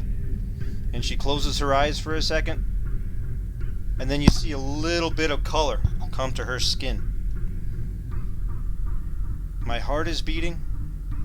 My skin will warm, not quite to as high as it would need to be, but it won't appear as cold. A little bit of color will come to my skin. Yes, it'll be much more evident on you that don't carry my clan curse. Please, everybody try this. There will be situations where you will have to appear to still be alive. So we just like concentrate and try to get the blood like to our face. Now you want to get the blood into your heart. Oh, heart. You want to get the blood into your heart, contract the heart, pump the blood, and have it flow. Is this a roll, or are we just... It is a rouse check. Okay. You're gonna have to roll for me again. Okay. Raz, Just got home. Okay, so Jack succeeds, and you can feel the blood pumping in your body. You can feel your heartbeat. And I will roll for... If I find you... Jessica.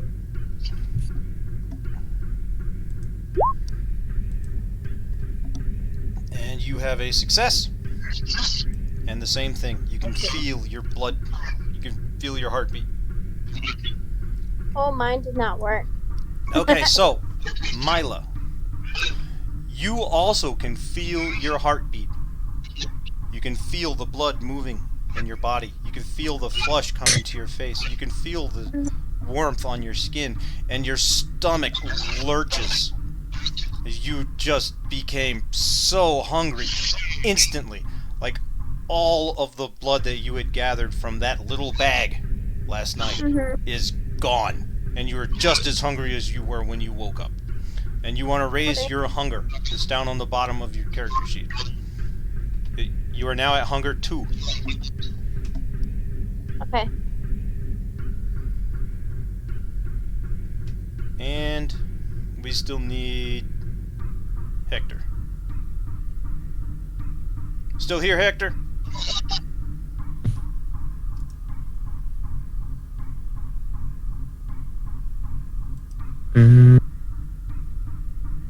Okay, well, we'll assume that he passed. As long as somebody failed, then we found out what happens. Okay, everybody, you notice down at the bottom, you have 5 5 points of hunger. So Mila is now on 2 hunger. Okay, and Mother seems to notice that. Oh, Mila, child. You feel the hunger now, don't you? Ew. I guess the blood bag from yesterday didn't take me very far. Blood bags. That's what I was. I don't know what that is. Oh, okay. So it's literally a bag of blood that's used like in the hospitals. If somebody, like, if a Ew. human lost too much blood and they're gonna die, then they are given blood back into their body so that they'll live. So it's a Yeah. bag of blood. Well, I guess if it works for you. I mean, it did. Okay. We'll take you out hunting later.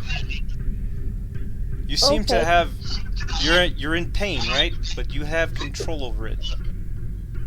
Has your beast contacted you yet? My what? In fact, how about all of you? Has your beast contacted any of you yet? I don't know what that. Contacted Don't us. think so. You speak of it like it's a different entity. It can be a different entity, but it's your darker self. Hmm. Well, eventually you will get to know your beast, and you will likely hate him or her.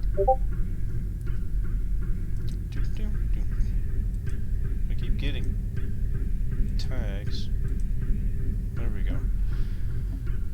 I forgot how to pull up my character sheet. Yeah, you click on the journal. Okay. I was trying not to interrupt. Sorry. It's okay. He was telling you. So the journal on it's one of the tabs on the right side, the little right side panel. Okay, got it. Okay. Got it. Okay, where was I? Oh, we talked about the beast just barely. Okay, so everybody managed the blush of life. So mending wounds is much the same. I'm not going to cause you all damage. And Valentina from her chair reminds you all that she's here, and she says, "I could." No, let's not do that. I'm not going to cause you damage, but when you send your vitae into places where you're wounded, you can mend and stitch the body back together. It's quite natural. You don't have it. No one has any difficulty managing this, so you'll have to take my word for it. Okay, and then we worked on the blush of life. So, powers. Has anybody learned any of the powers bestowed by their blood or their clan as of yet? No. I've learned that if I lick my wounds, they close. Yeah, that's a neat trick. It's really not meant for your own, for your own wounds. It's meant as a to keep us hidden when you hunt. Okay, that makes sense. It's yeah. That would explain a lot, actually. That poor guy. What poor guy? No, my clients that got me into this mess. Oh. Being Yes. fed from a vampire. Yes, and I helped convince him that he's not, helped him no longer fear it, and yeah, my sire, that was my sire's food source. Hmm. Well, he can still feed from this man. So, if your sire made you out of anger, then it's just his own frustrations. And I hate to say it, but many kindred are made out of their sire's frustrations and punishments. Not all of us are chosen because we would make good kindred. Yep. Alright. So we do the best that we can, and we remember the hardships that we go through, and we try not to pass this on to our children. Did I lose you guys? No, I'm still Yeah, here. the same thing. Like, it's quiet. You don't hear me? Is Sestonn having trouble, maybe? Yeah, let me I'm disconnect not- and come back.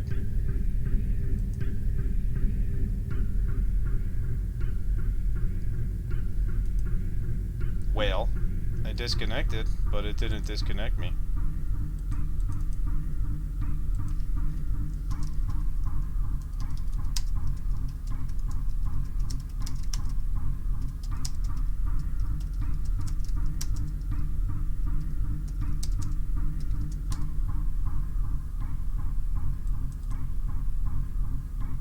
Okay.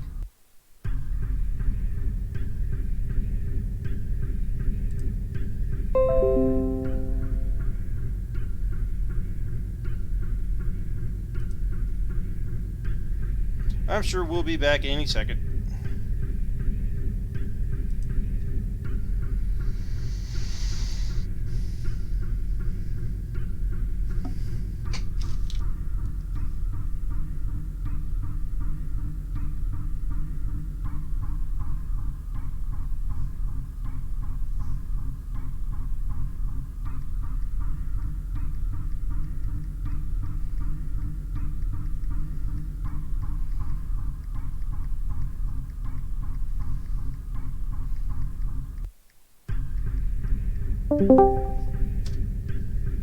Am I back? Oh, there you are. Okay. What's the last thing anybody heard me say? Oh, that sometimes the sires make their people or whatever out of anger. Yeah. And And sometimes frustration. frustration and anger will lead to an embrace, and we make do with what we can, and remember our hardships and our pain when it comes time for us to embrace and make a child. You don't want to be that person if you don't have to be.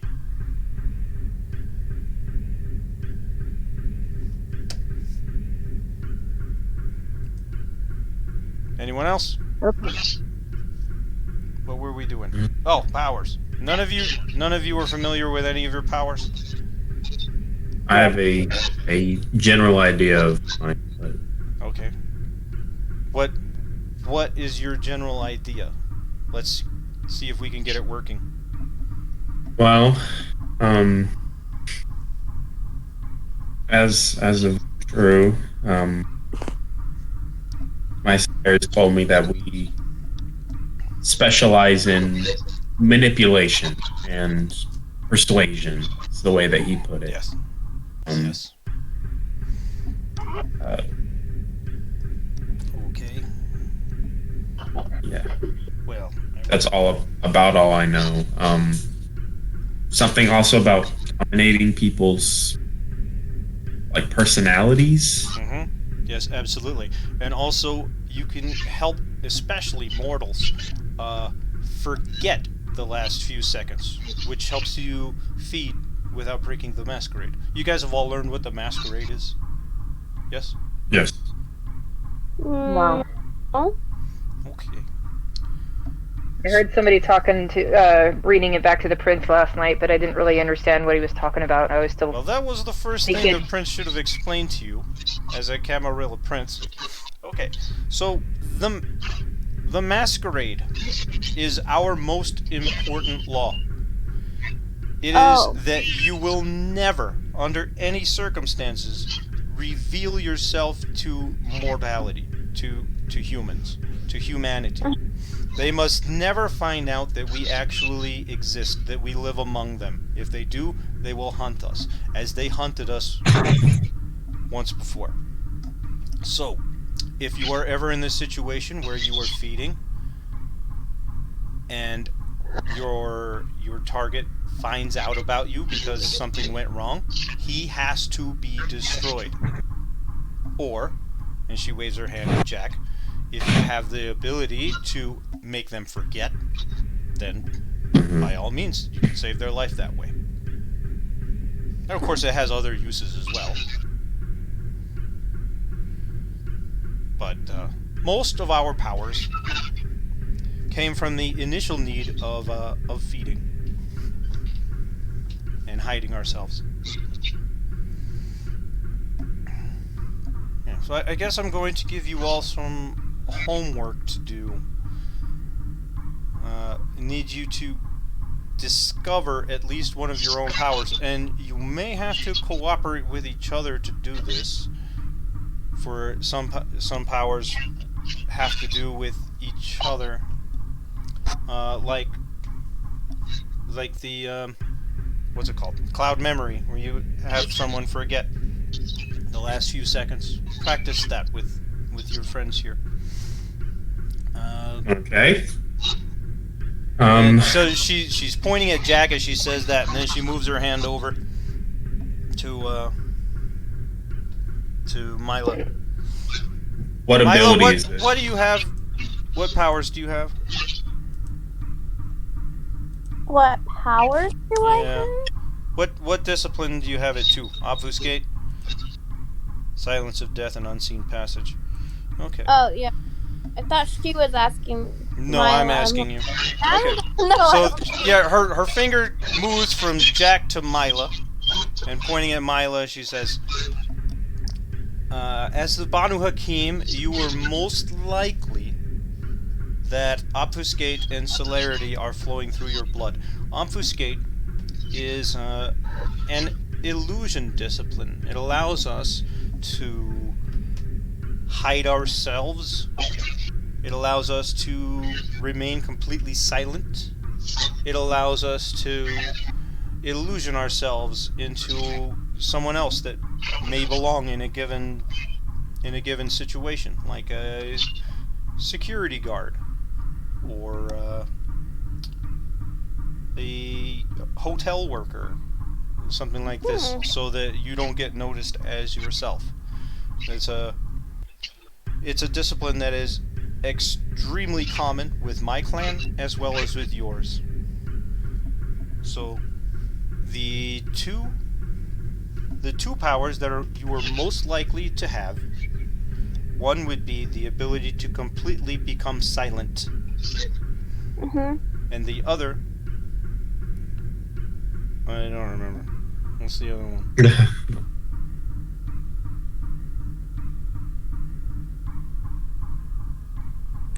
I don't remember. Invisibility? If you're not moving? It might have been, yeah. I think it is. And the other is the ability to become invisible as long as you don't move. As long as no eyes were on you at the moment that you attempted this. So it's something for you to try. Okay. And then her finger moves and points to Jessica. Most likely, you may very well have the same powers that Jack here has. The same starting power to cloud the mind and help your targets forget the last few seconds. You also may be able to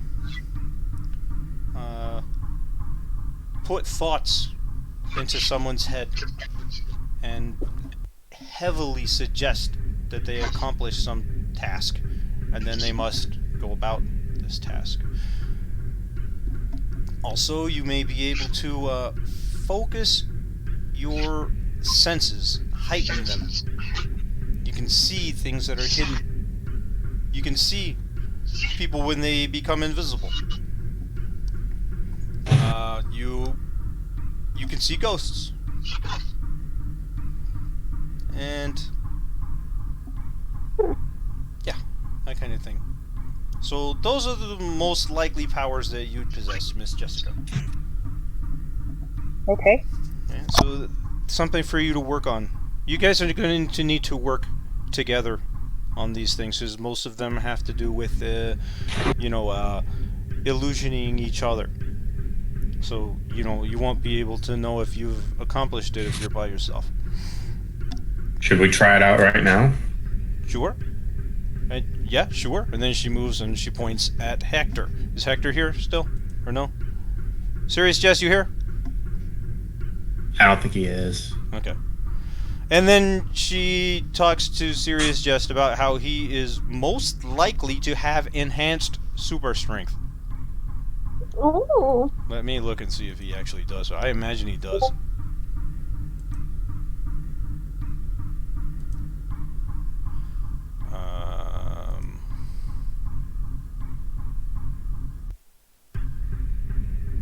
He does, but his and enhanced super speed, and that's what he actually is good at. No. Rapid reflexes. So she explains enhanced super speed and enhanced super strength. She doesn't use comic book terms like that, but that's what she tells him. Okay. And like I said, these are things to. Oh yeah, you wanted to try. Okay. Would this be dominate to try to make someone forget? Yes. Who are you using it on? I'll use it on Milo. Okay. Okay. So do I just Okay. Does it tell you what the roll is on your? It says rolls rouse. Okay. Discipline roll. This one, right? Mm-hmm. Let me see. What are you doing? Cloud memory. There's two. Wits plus resolve. Okay, so your roll is charisma plus discipline, and Mila needs to make a wits plus resolve roll. Oh.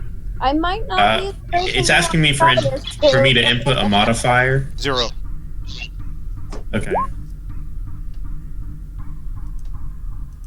I rolled a. Wait, what? Okay, so you rolled 2. What was the 0 and the 7 for? You rolled 3 dice. Mm-hmm. Okay. What's your charisma must be? What, 2? My charisma's 1, level 1.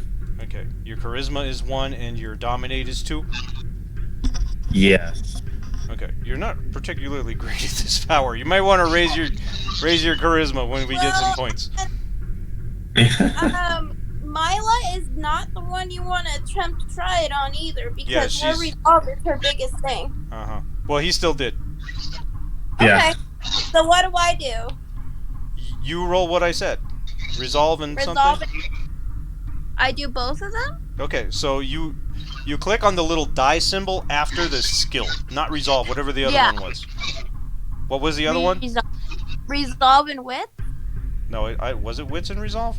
Let me look again. Yeah, that's what you said. Uh-huh. Okay, that's 2 different.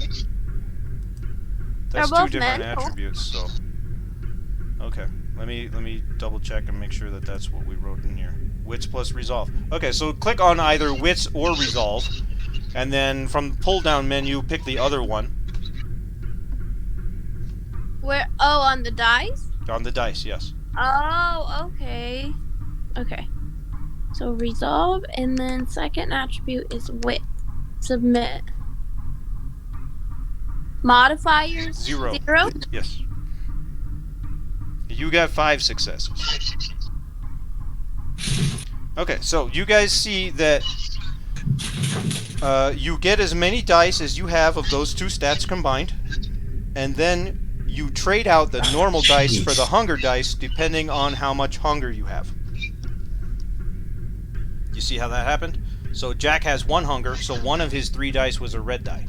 And Mila has 2 hunger, so 2 of her 6 dice were red dice. Okay? Now, Well, she's Okay. 1. 2 zeros rolled is a success.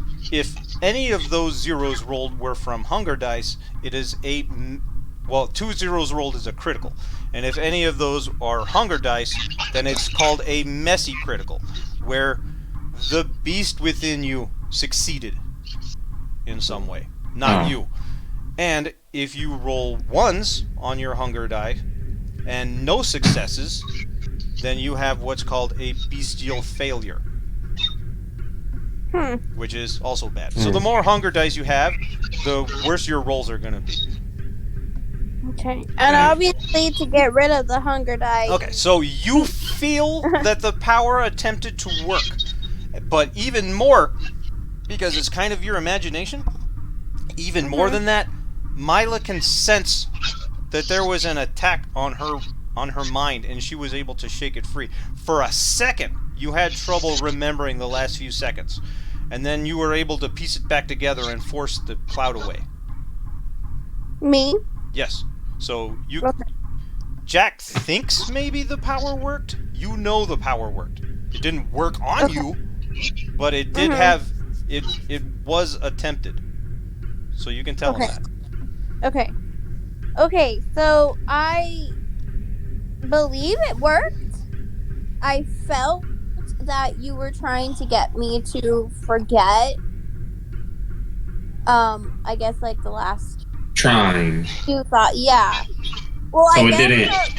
I guess like almost for a second maybe I did, but I kind of knew what was happening and I was able to like almost like block it, I guess, and stop it from happening. But you definitely did it. Like I could feel it happening. Okay, that's something. Good I job. start learning to ride the Okay. bike. Anyone else gonna try something? Yeah, I'm trying to. Lynn is trying to find the stupid guide because I wanted to download it and look at it. 'Cause did we write down exactly what these things are? We were supposed to have. Yeah, I'm sure I was, but What do you want to attempt to do? become invisible. Become invisible. You didn't take that. Oh well, kind of. You took the one where you move around invisible. Oh, okay. Well, that's what I want to try and do. But Okay, that's what- unseen passage. It has a rouse check. Why did you change Okay. it to the Chronicle page? It's not on the Chronicle page. I don't know. I'm just trying to It's on find the core it. page. Well, I mean, I know what it. I see the two discipline things I have. There's a but little I wanna... arrow to pull down. Oh, okay. Oh, okay. So I have okay. Okay, so all it takes is a rouse check. So silence of death, they can see me, but they can't hear anything. Right. So if I were to walk around stomping my feet right in front of them, they wouldn't be able to hear it. Right. I want to do that. That sounds Okay. fun. Okay. Okay, you All do right. that. You stand up and start stomping. Yeah, I'm gonna tell them. All A right, first I'm couple things stomp and everybody hears it, and then it's silent. There's nothing. You And get I can excited try and and say talk something to to them. them. They don't hear anything. Okay. And what role do I have to do for that? I don't know. Did you say there was a rouse check for that? There's probably not. No, it doesn't say. The other one, Unseen Passage, does, but this one doesn't. Yeah. So I can just do it? Yes. Sweet! Okay, so she's trying to make noise and having a blast doing it, and none of you can hear anything she says. Or Jumping does. around and making monkey noises and all sorts of crazy stuff. As long as I don't throw anything, because that doesn't count. But anything associated with the person, they shouldn't hear. And then I stop and turn Mother it is off. clapping. Yeah! That was awesome! How about you, Jessica dear? I'm doing good. I was just trying to think what I was gonna try to do. Let's see. You have Auspex. You have Sense the Unseen. Let's do that, because that's nice and easy. She told you should be able to focus and be able to see ghosts and other things that are hidden. So why don't you try that? So I don't think there's a roll for that. I have it like right here. There is a roll against somebody's. Actually, there is a roll against people's stealth. So why don't you go and I'll tell you what the roll is. Auspex. All right. Am I rolling? I'm rolling Auspex. I'm not sure. I'm almost there. I'm in Animalism. Auspex, I think, is next.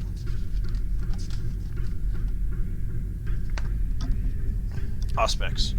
Heightened senses, sense the unseen. Wits plus Auspex. Or Resolve plus Auspex, whichever is better for you.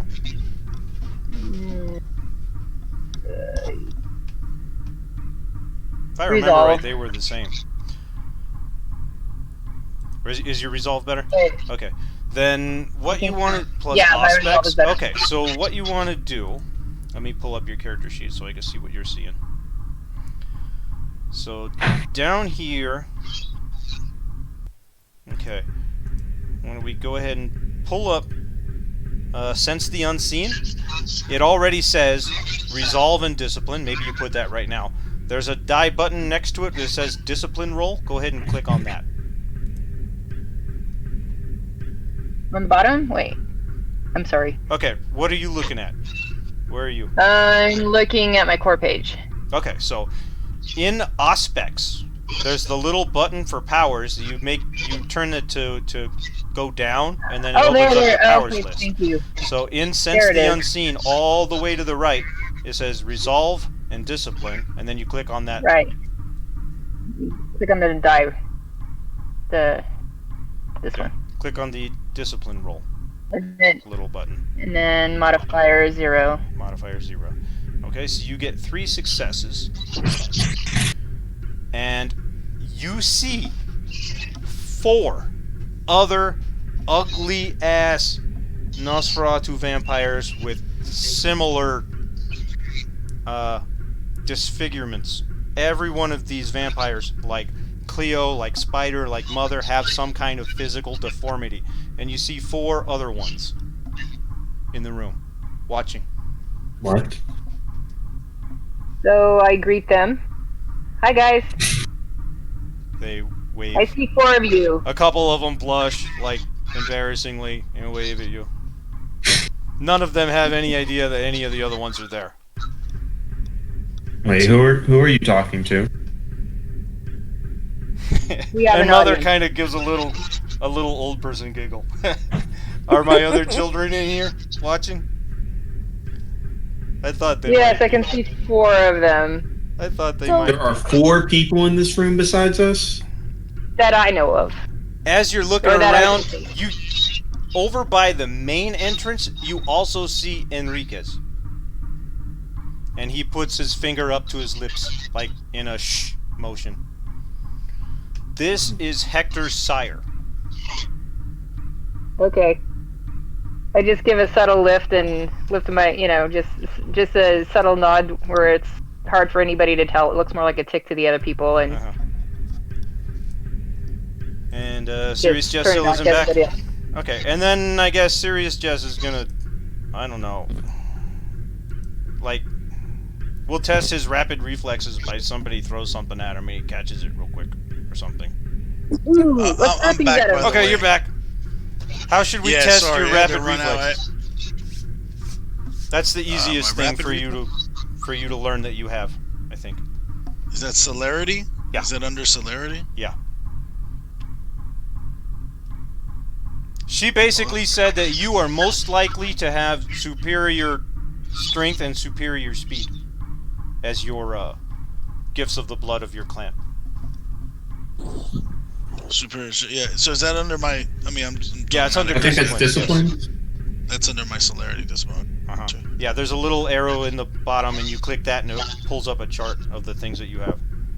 And you had rapid reflexes and something else.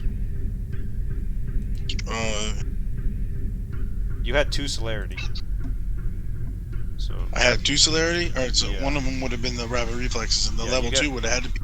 Fleetness, Fleetness. which we didn't even write down what these did. Let me look them up real quick, because we didn't write them down.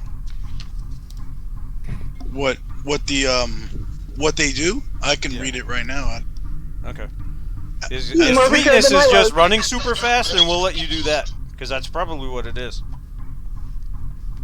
Yeah, I can move with dizzying speed, Yeah, there you go. which would be. You found out you can do that super Yes. easy. You didn't have to test it on anyone else or anything. Yeah, it says it costs me a rouse check. Okay. I can I move and react with dizzying speed. Yeah, rouse check, and then add the celerity rating to the dice pool for non-combat dexterity tests. Okay.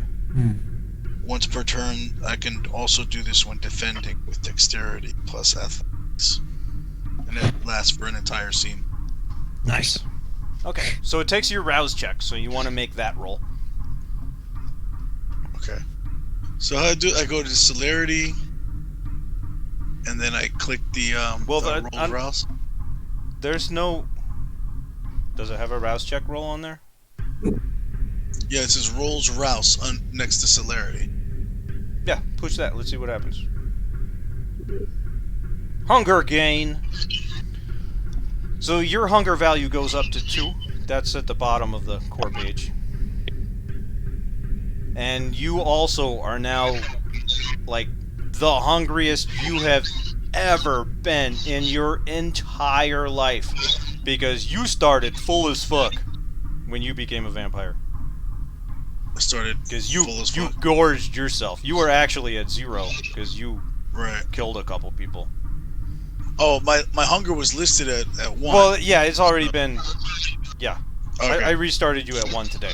But last Okay. night you were actually at 0 when you were talking to the prince. Oh, okay. So yeah, so you did this and it worked, but you're hungry now. Okay.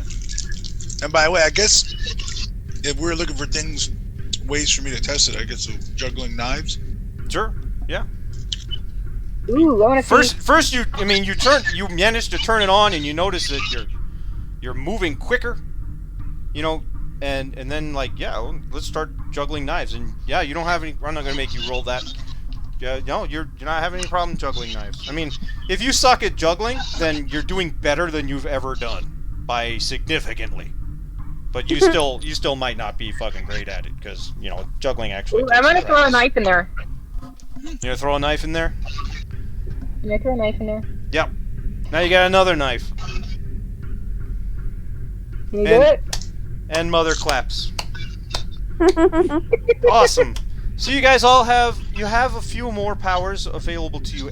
Every newly embraced kindred has 3 powers, so you'll have to experiment and try to find your way to the others. We don't have all night.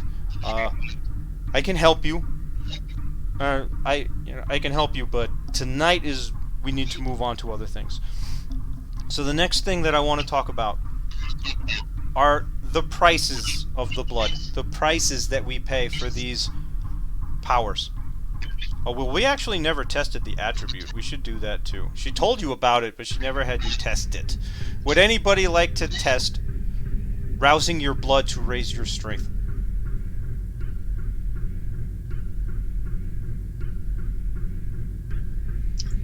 Anyone? I mean, I'm good, but I'm pretty hungry, so I don't know if that's a good thing or not.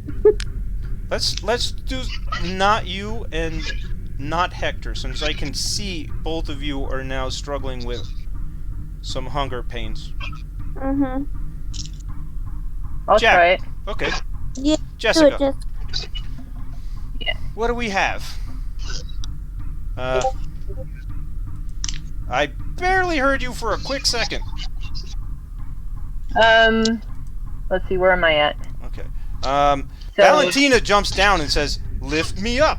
She jumps down and walks over to you. First, lift me up without doing it, and then try to lift me up after doing it. And she raises her arms. Lift me up. She looks like she probably Okay. weighs about 140 pounds.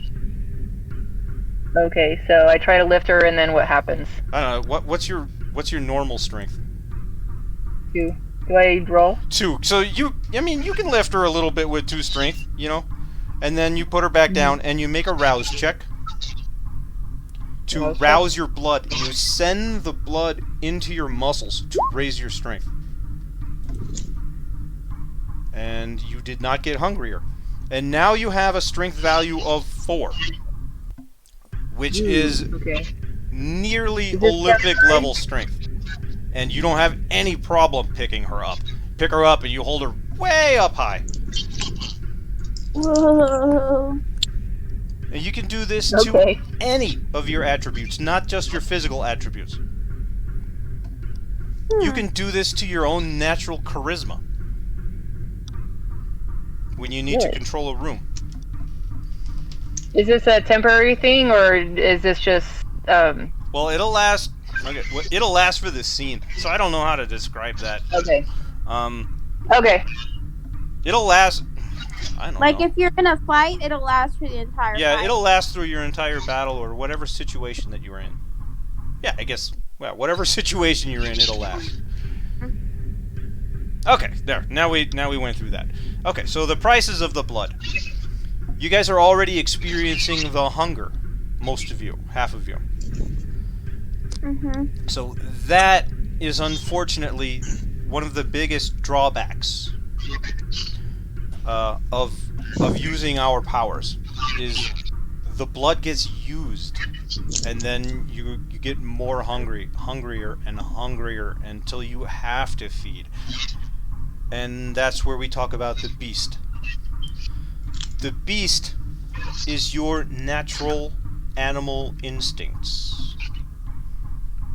And if any of you are paying any attention, Valentina actually kind of smiles at that. Your natural animal instincts. Your beast can be violent. It can be mean.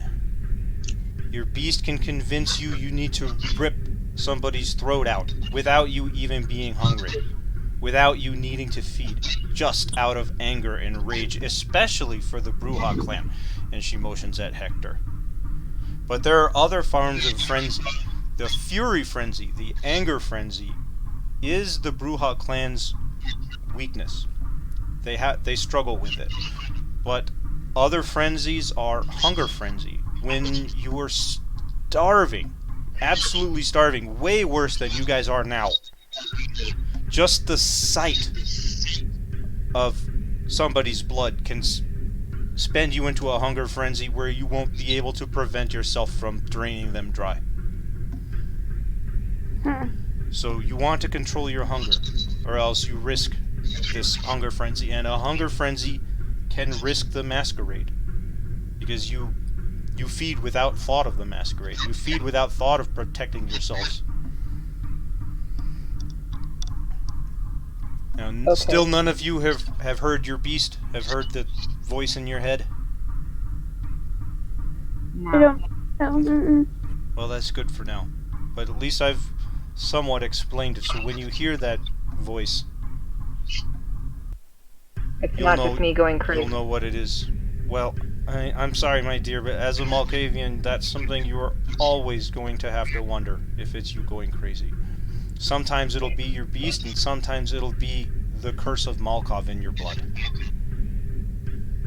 Great. I don't know a whole lot of your clan. There aren't... I've only ever met five Malkavians in my unlife. They're not a very populous clan in this area. So I don't have a lot of experience to tell you.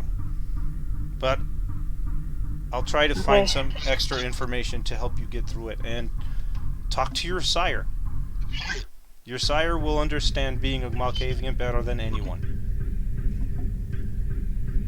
My sire was banished from the royal presence.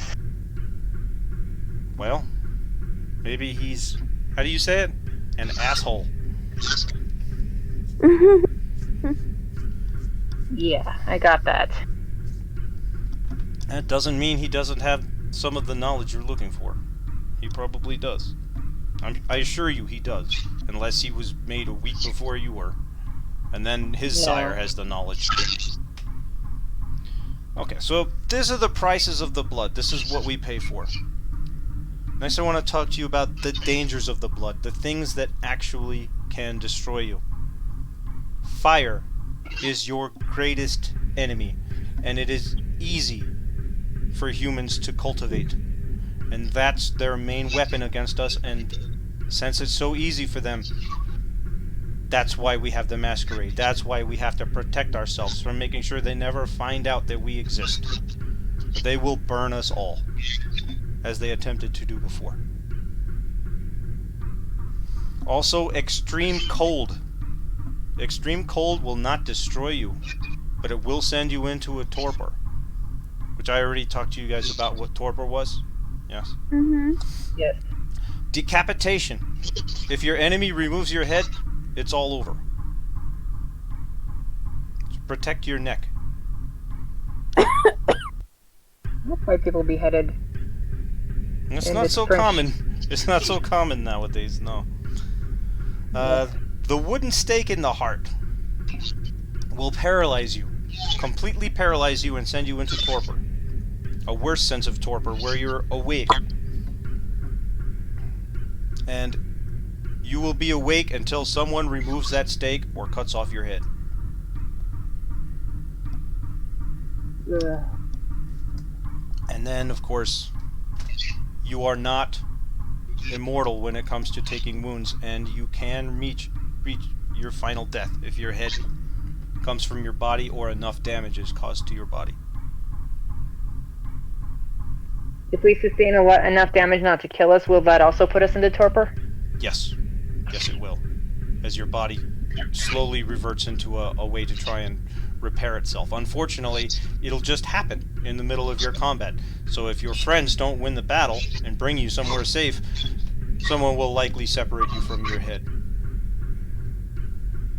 Okay. And she turns with a huh? She turns to the side like somebody's whispering in her ear. Let him in. Let him in. And then she glances up at Valentina and says, "There will be no fighting in my haven." And Valentina looks at her kind of confused. And then a man enters from the same entrance that you guys came in. And let me describe him. None of you have seen him before.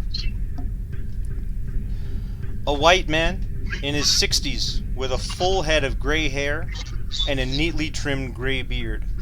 He's in a black suit that looks like it would fit at the turn of the 20th century, not the new millennium. Complete with a top hat. So he himself is his most distinguishing feature. The way he carries himself is 100% confidence. He owns the room as he walks into it. Every situation he comes up, he owns. You always feel honored just to be in his presence.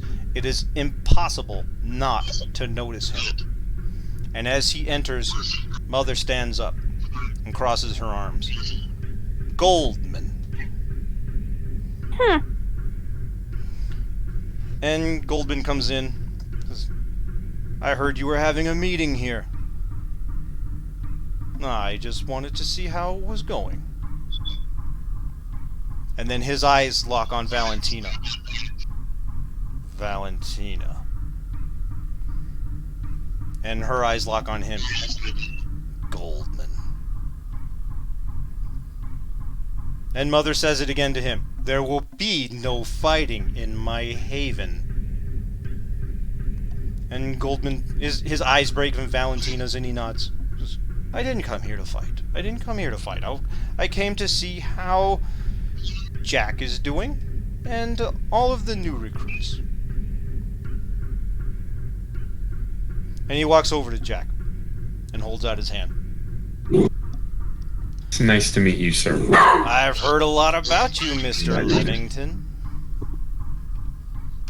Thank you. And I say that sort of begrudgingly, and I'll give a little bow and shake his hand. "You've heard about me a little bit, yes?" Only, essentially your name. "I'm the head Ventru here." And he waves his arms wide, like he's meaning wide. "I'm the head Ventru here. Miguel is my child, and I suggested he be the one to embrace you. How's your training coming along?" Steadily progress. Miguel that's all I comes can in now, like 30 paces behind Goldman, and he just leans up against the wall by the main door. I'm gonna try to no, I was about to say make eye contact with Miguel, but it's not gonna do me any good. So I glance at him for a second. Holy Go back to shit, Miguel. I gave this guy some fucking numbers, man.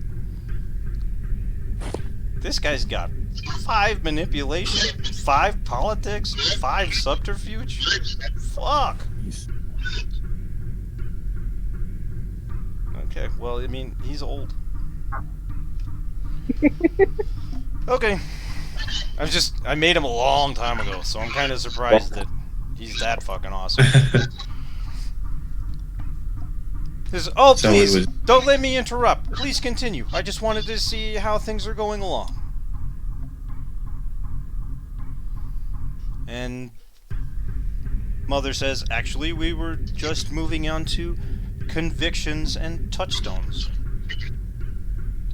Why don't you handle this part of the lessons, Goldman? Well, if you don't mind. Convictions. And now he kind of moves on and he gives more of a lecture than the way that that Mother was more talking with you guys. So, convictions are the things that help us hold on to our humanity. They are the things that keep us pure. There are certain rules and moral codes that we live by, and we tie these convictions to what we call touchstones. Mortals, who epitomize the convictions that we live by. And touchstones are a very private thing. You never want to reveal to another kindred who your touchstones are. You give them power when you do that. Because a kindred could hunt your touchstone. They could kidnap your touchstone, force you to do anything they'd like. So your touchstones are a private thing, but it is something you will have to find. Something who helps remind you of your convictions and ties you to your humanity. If you lose your humanity, you will lose yourself and your beast. Your beast will become all that's left. When a beast takes over, we call that a white, and they are all dangerous. Whites have to be hunted down and destroyed as immediately as possible. They no longer have a functioning human mind. They are only animal. And as he says that, he glances at Valentina. Like the word animal itself is an insult to her. And she just smiles. Like she doesn't think it's an insult. It's kind of a flattery. So, what convictions do you think you guys may be able to hold on to? I'm not going to tell you my touchstones, of course, but I can give you a clues to what my convictions are. Okay. Let me look it up. Let me pull out my character sheet. Hold Yeah. on. Let me pull out my diary real fast. Yeah. Yeah, that section's blank on me. I've always been a part of politics, even when I was alive. So, I find one of my convictions is that I believe in this country, in the United States of America. I believe in it. I want to be part of it, and although I can't really be a part of it the way that I was before, I do as much as I can to stay a part of it, whether that just be through financial aid or maybe helping push a little bit here or there on one of the red or blue sides. So you still care about the nation, even though Yes, Kindred yes, now? I certainly do, and many kindred do not, so I completely understand where your question comes from, but since I focused that conviction when I was embraced, I made it a part of myself, and I found touchstones to anchor myself to that conviction, and that has allowed me to hold on to my humanity. Despite what rumors you may hear about me, I do consider myself to be one of the more humane Ventru you're ever going to meet. It doesn't sound like... I mean, it sounds like it's probably a lie, but the way he said it sounds absolutely the truth, and I'm not even going to roll, because he gets 10 dice. What if he rolls all ones, though? Yeah, I'm not going to bother with the chance that he rolls one. That would be fun. Mm-hmm. Sorry. Okay, I can roll it. Here.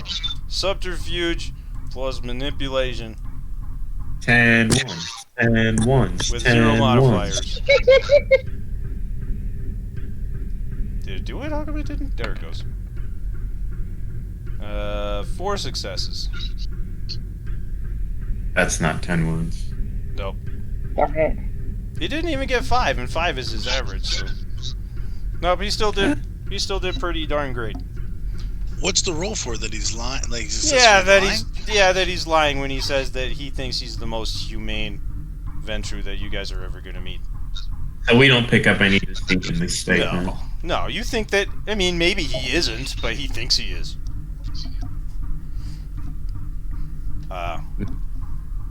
Okay.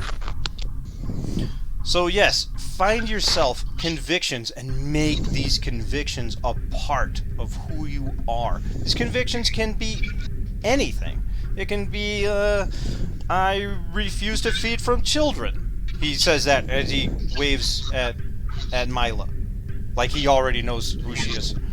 It can be, I refuse to feed from Mexican people. And he says that and he waves at Hector. It can be something like, I refuse to feed from people that have a loving home and a happy family.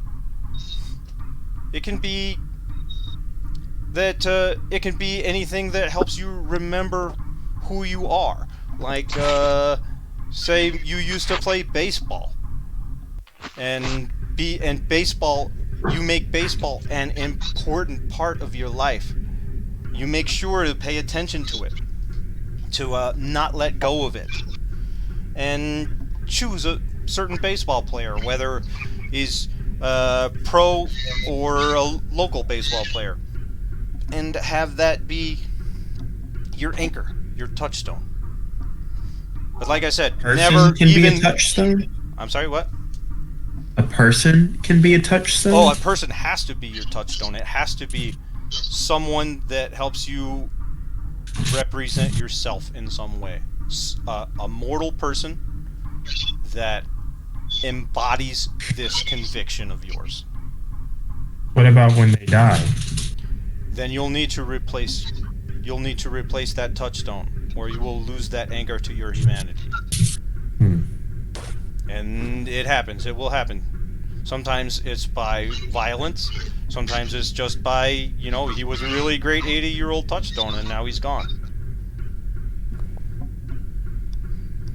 Many of us have touchstones that are our mortal descendants.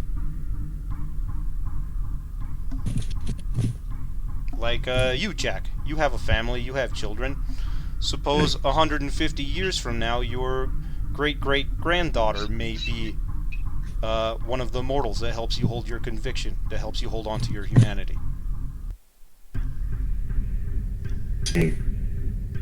And so basically we're choosing someone that we keep like in the forefront of our mind and we refer back to them Yes. constantly to hold on to humanity. The touchstone you'll need to visit every week or two. Or not even visit, really. You don't even have to have contact with them. You just need to see them to help reinforce the conviction. It's the conviction that has to be in your mind all the time. The thing that you base your life around. The thing that you base your decisions on. The conviction will hold you to your humanity. And then Storyteller jumps in. Before the next session, everybody needs to have between 1 and 3 convictions chosen. Most of you won't have any problem figuring it. I mean, he fucking told you what to do. You want to have between 1 and 3 convictions, and the benefit to having more convictions is when you have to break the chronicle tenets, the penalty for that is less if it had to do with your own convictions. like, let's say the Chronicle tenets. I don't even remember what they are. Is it like don't kill people? Is that one of them? I have control the beast, do not become the monster. Yeah, do not Do not kill or Mine cause are- permanent harm to the Yeah. innocent. So let's say don't kill or cause permanent harm to the innocent, but some situation arrives where you do that to protect your conviction. I don't know what situation that might be, but you're protecting your conviction when you hurt this person. So that can help alleviate the stain that goes on your humanity because it was based on your own conviction. So that's the game mechanics behind it.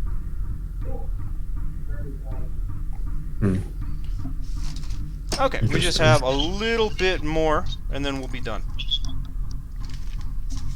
Okay, does anybody have any questions, either in character or out of character, about convictions and touchstones? Oh, you'll have to choose a touchstone for each conviction that you take.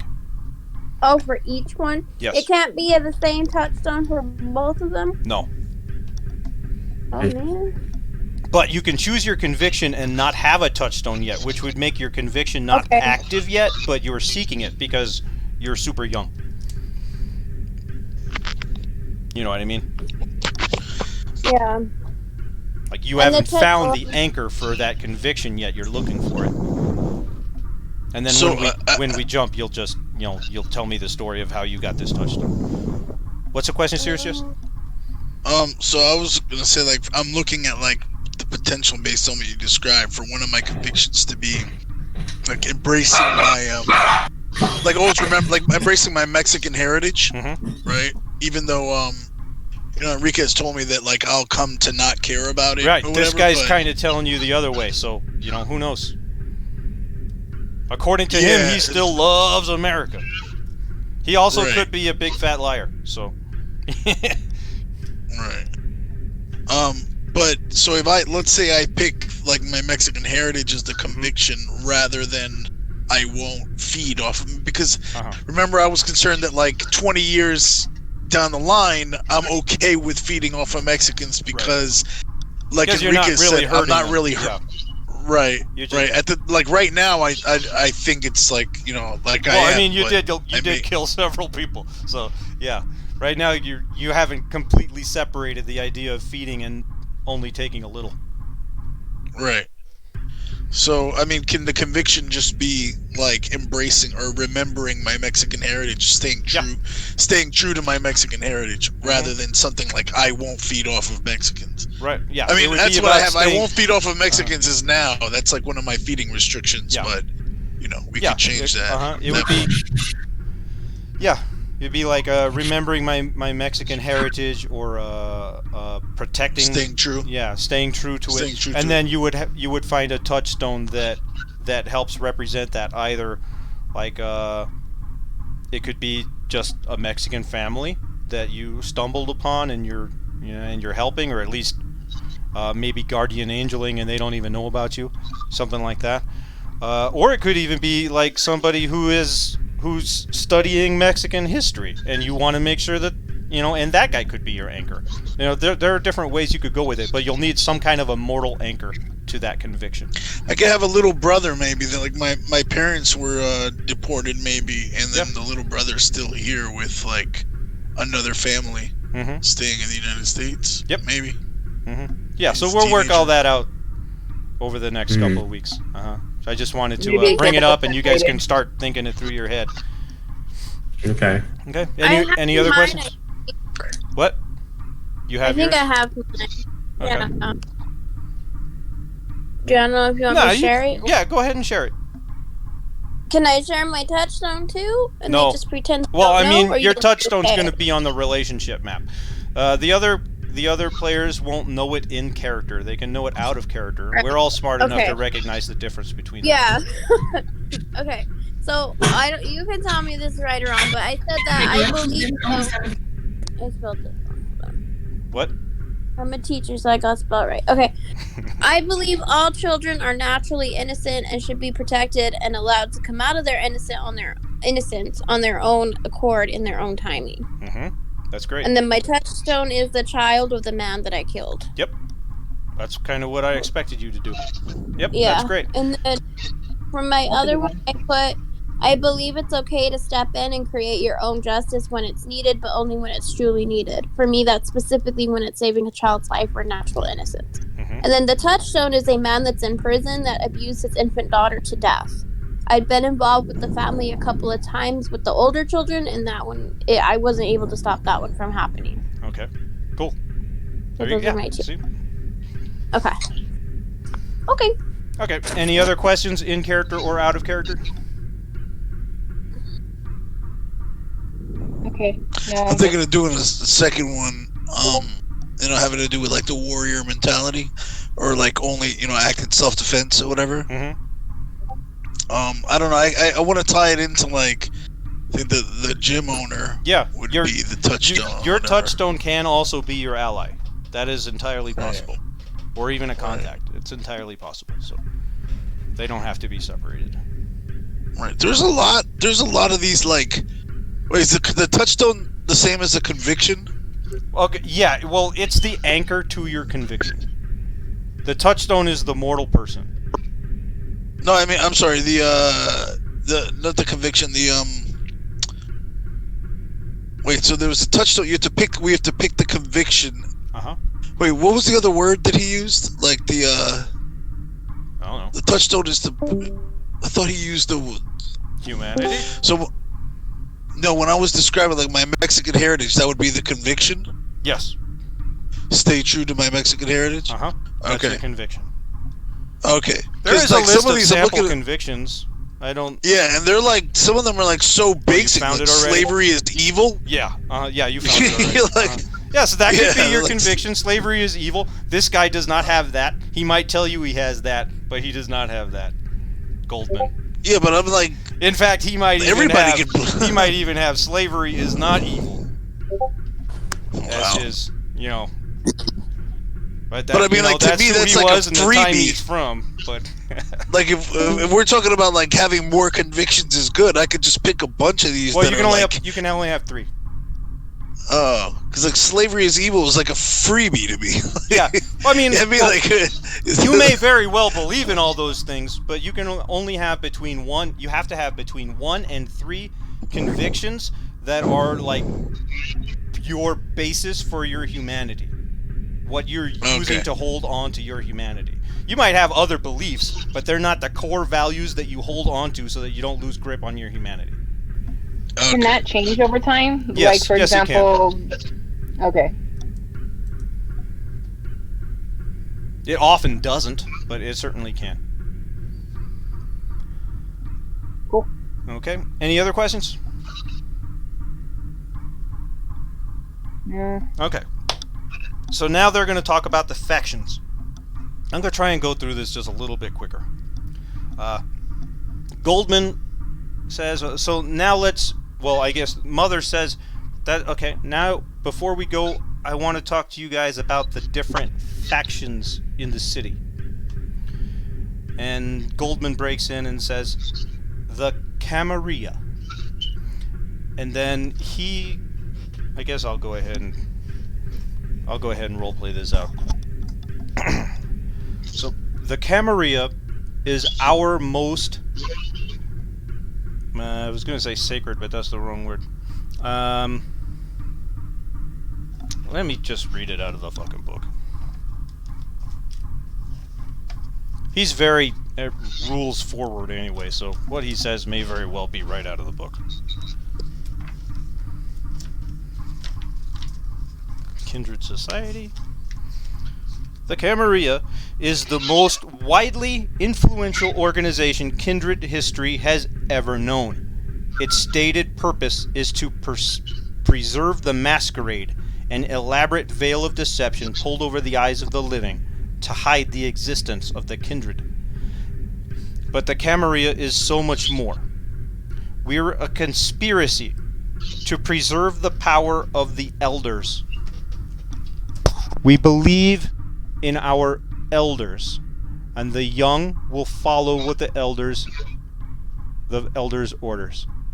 That's the basics of what the Camarilla is about. Believe in your elders. Trust your elders. Follow their rules. And do what they say. And he looks at Jack as he says that. As he is Jack's elder. The Camarilla is protection for all kindred. We protect kindred from the masquerade. We have rules to keep us from wastefully killing humans, keep us from killing each other. I guess he probably goes into like a 30-minute speech, but basically that's, you know, the Camarilla is the sense of law and order, and you do what the older people tell you to do because they have all of the knowledge and you don't. So you just shut the fuck up and do what they say. That's what the Camarilla is about. And they were founded in, I believe it was the 1500s, after the Spanish Inquisition began a war against the kindred. Then they created, I think he's even going to say we created the Camarilla to come together as a force and put an end to that, as well as we created the masquerade to make sure that it never happens again. And then he ends. Valentina stands up on her chair and she says, and the anarchs are kindred who think the Camarilla suck and don't want to follow all of their stupid rules. And Goldman says, and that's about all of the anarchs are. Rebels who don't want to follow the rules and threaten all of us. And they kind of just stare at each other. And Mother says, and the third faction of kindred, the Sabbat. And both Goldman and Valentina break eye contact, and Valentina sits back down. Goldman hasn't sat down yet. Valentina sits down in the chair like a normal person this time. Like she forgot. Like she forgot she was trying to stand out and be cool. The Sabbat, and they are all over Mexico, and the main reason that our prince is the prince of this city, are a sect of vampires, kindred, who believe that humans are for feeding and feeding only. They reference humans as blood bags. They believe that kindred are all descended from Cain. From the, you know the story of Cain and Abel? Mm-hmm. They believe that we are all descended from Cain through our blood. That Cain was the first vampire, cursed by God for killing his brother.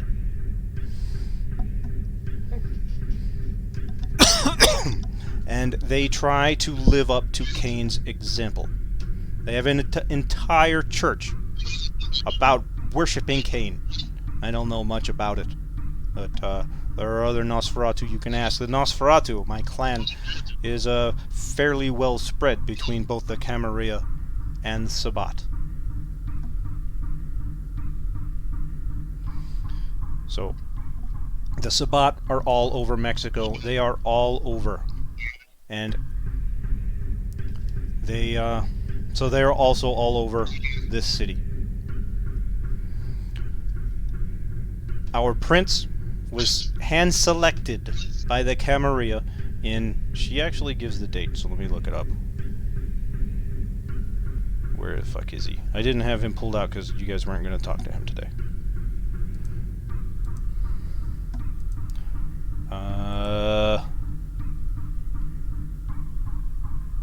1886. He was hand-selected in 1886 to become the Camarilla and bring this city together. This was when the city was just starting to grow. The railroad came here.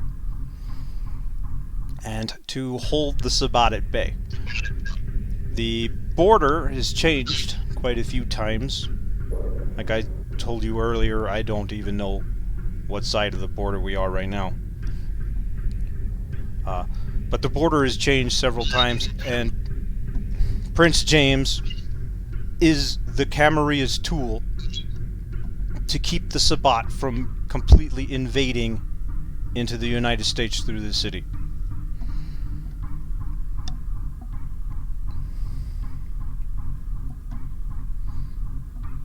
Okay.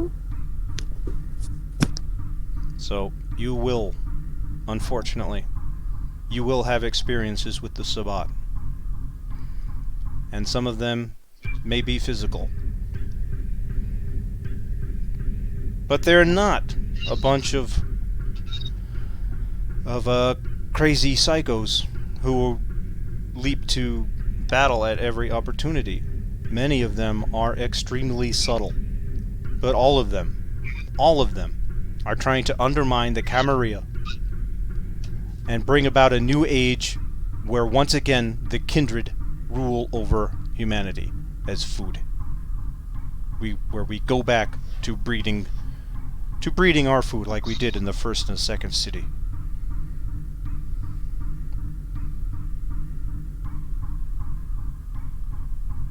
Any other questions? Any questions about the Sabbat? Valentina says, any questions about the Anarchs?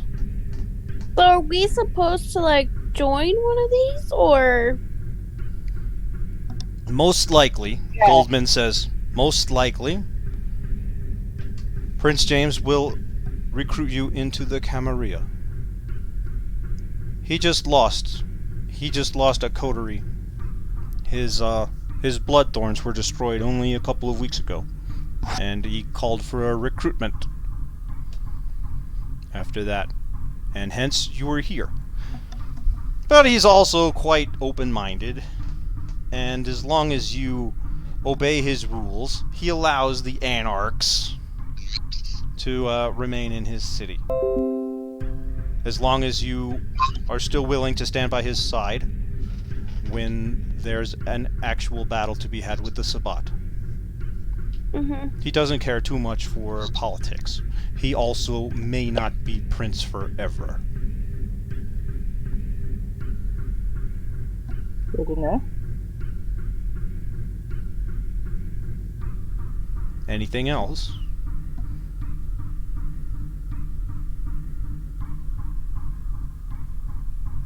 How about you, Jack? Do you have any questions? He had to go. Oh, did he? Okay. Yeah, he said he... We're almost done. It's just one more thing that I need to do. Well, so if we wanted to find out more, would we go? If you want to find out more about the Anarchs, that's who you need to talk to. And he waves a hand at... what? I forgot her name. Valentina. Okay. Okay. There's not really much to know. They don't like rules, and pretty much they're just standing on the sidelines because they don't like being told what to do. And then they go off and get themselves killed because they don't have any knowledge.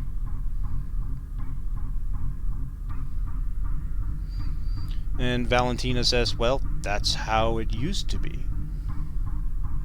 Now the entire Gangrel clan is Anarch. All of us. She stands up and she stretches.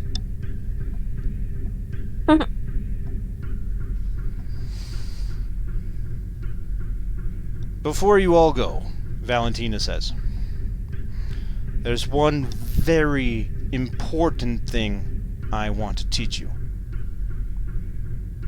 And she walks over towards the wall. And the wall is it's stone. It's like bricks. And as she walks over to it, you can see on her right hand claws come out, and they stretch like 3 inches long. And she walks over to it, and she says, "This symbol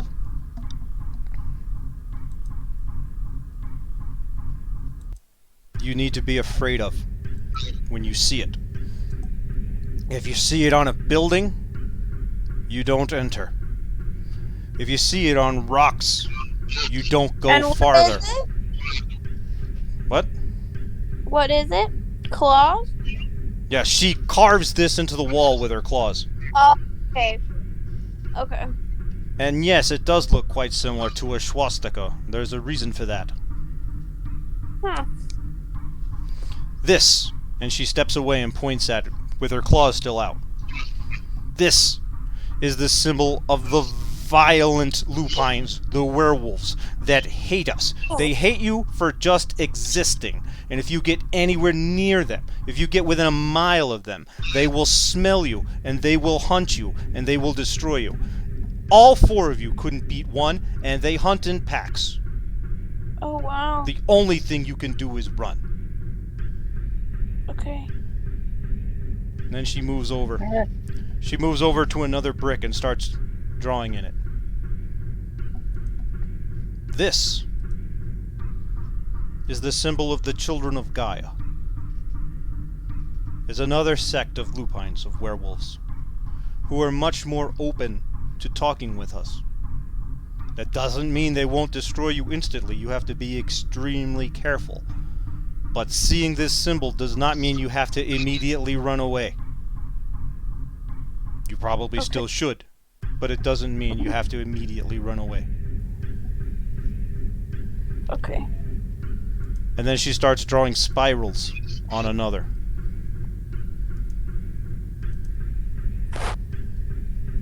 This is a third sect. It doesn't get along with the other two, with either of the other two. They war with each other. I don't know why. These lupines you'll find at the... I forgot what the new one is called. It was a Sarco. I don't remember what the new company that bought it is called. And also you'll find them around in the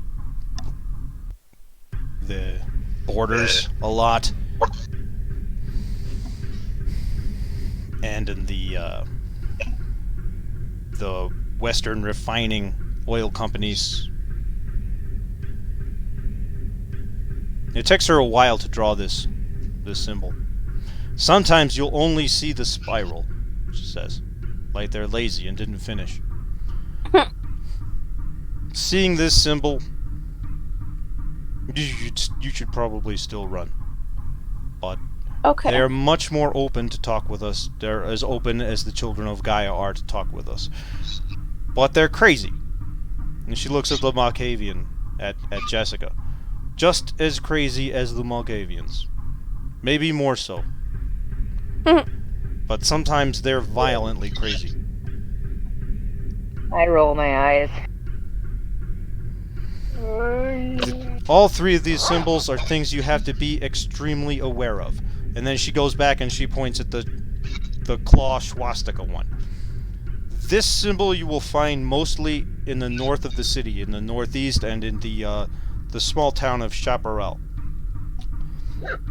They have family ties to many of the German migrants in this city. And most of them live in that area. You see this symbol, and you run. Okay.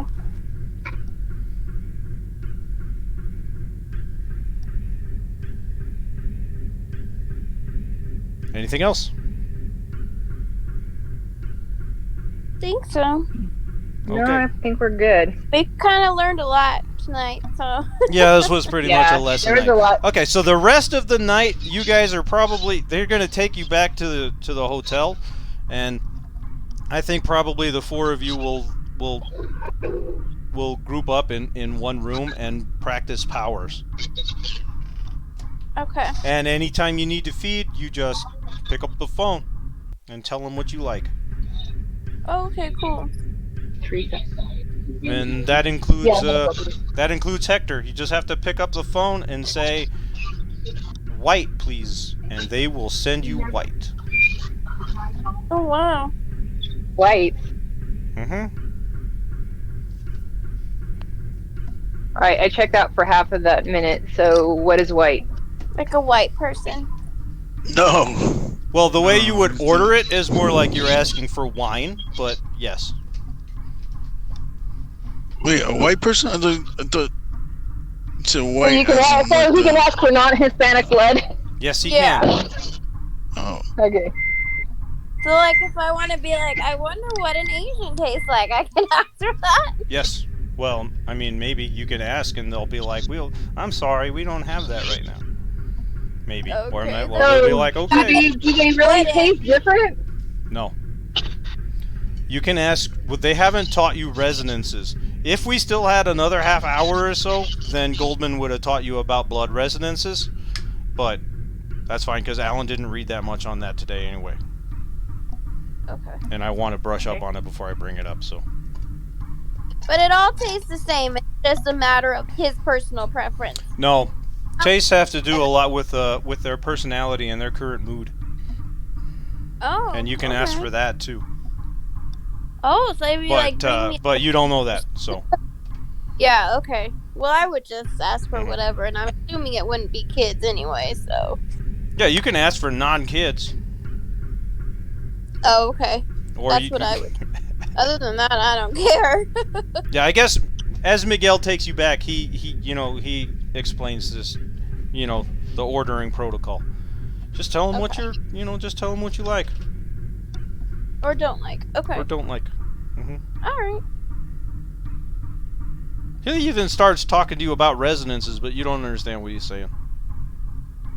He's talking to you Okay. about resonances and people's personality, and how they're feeling at the time of the blood, that the blood is drained, and then he tells you how all of these people are down there because their blood is when their blood is drawn, it's only good for 20 minutes.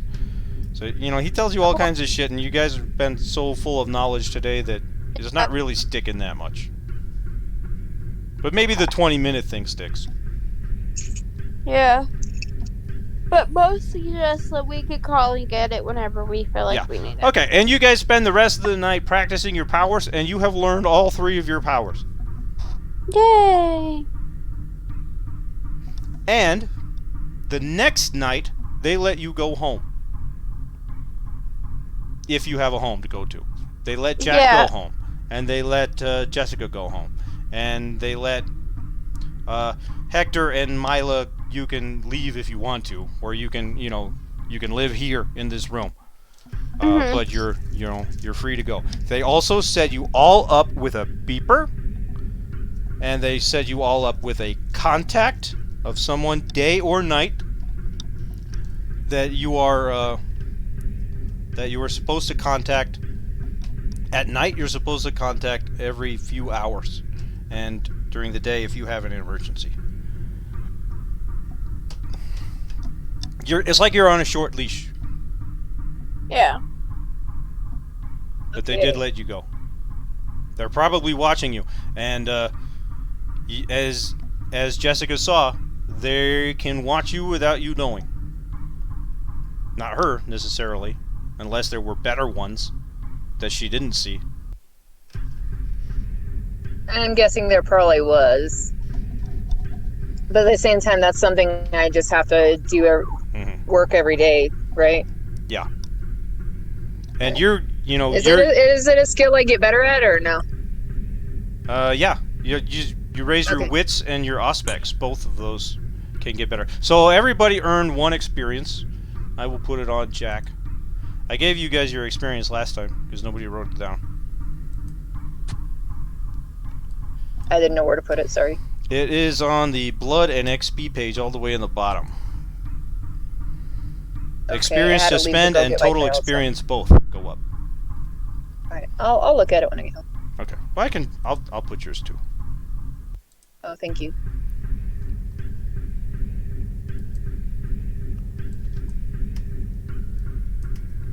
Okay. So the next night, you guys are free to go do your own thing, and it is assumed that you start working on your convictions and finding touchstones. And then I'm not sure what our next session will be. If I actually start with some story that starts happening, or or what. I'll decide on that later. Okay. But we got through your your initial. Now you should have the basic understanding of what the fuck is going on. Mm-hmm. If anyone Yes. is confused, let me know. If you still think you need a little bit more information because you still don't know what the fuck is going on, then let me know. How about you, Series Just? You following everything? You should be fine. I guess we'll touch on residences another time. Yeah. Yep. Yeah, and That was you guys can you'll figure out a resonances lot. even on your own. Just feeding. You feed from this. You feed from this horny guy who thought he was going to get laid, and you're like, what the fuck? It tastes a little bit different. You know. Right. And We the can resonances, have fun with that. these resonances that you feed from, affect your disciplines. They affect your powers. I don't remember how. I think it just it lets you re-roll them if you fuck up or something. I don't know. But it affects your disciplines. And then, after probably like a month in character, which shouldn't be the next session yet, you guys will have developed your predatory style. So you still don't have that yet. Your predatory styles. In fact, I wrote in all you guys' predatory story styles, blood equals yum. Because that's... You don't really have a predatory style yet. But probably after the next session and before the 4th session, you guys will develop your predatory style. You're starting to learn how to hunt, and you're starting to learn the way that you hunt. Mm-hmm. So, okay. Now I have to figure out a story. That'll be cool. We did some teaching. Okay, so if you guys have any, you're thinking about it and you have a question about Vampire Society or anything that you think you should have already learned, just drop it in the text chat and I will answer. But drop it in the text chat so that everybody can see it, because they probably don't know it either. Okay? Okay. Mm-hmm. Cool. Alrighty. We're done. See you guys. All right. Have a good night, everybody. Have a good night. Good night. Bye-bye.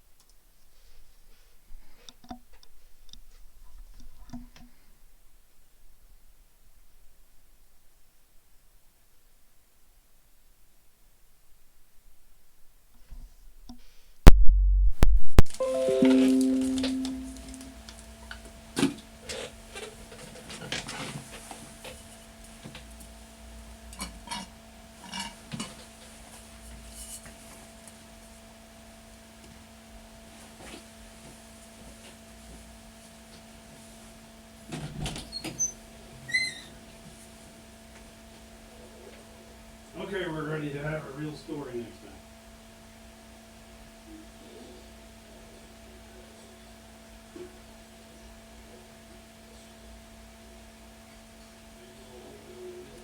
Well, they can't go to her funeral. The funerals happen during the day.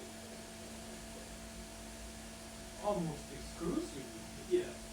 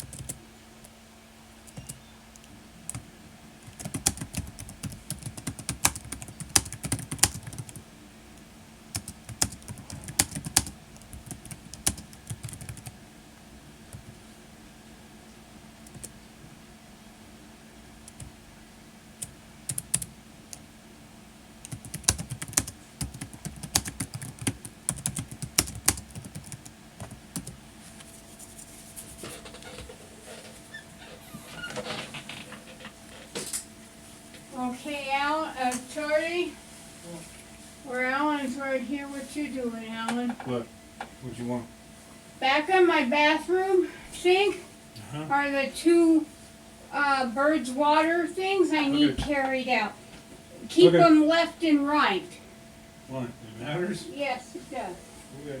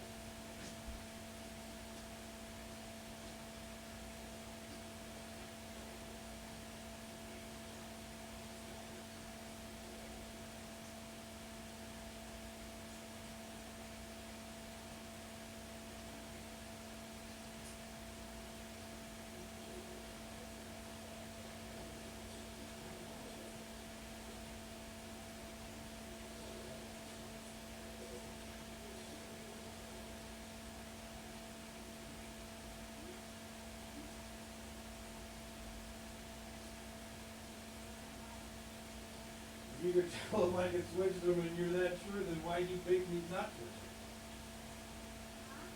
And why was it a big deal if I switched them? You could re-put them right.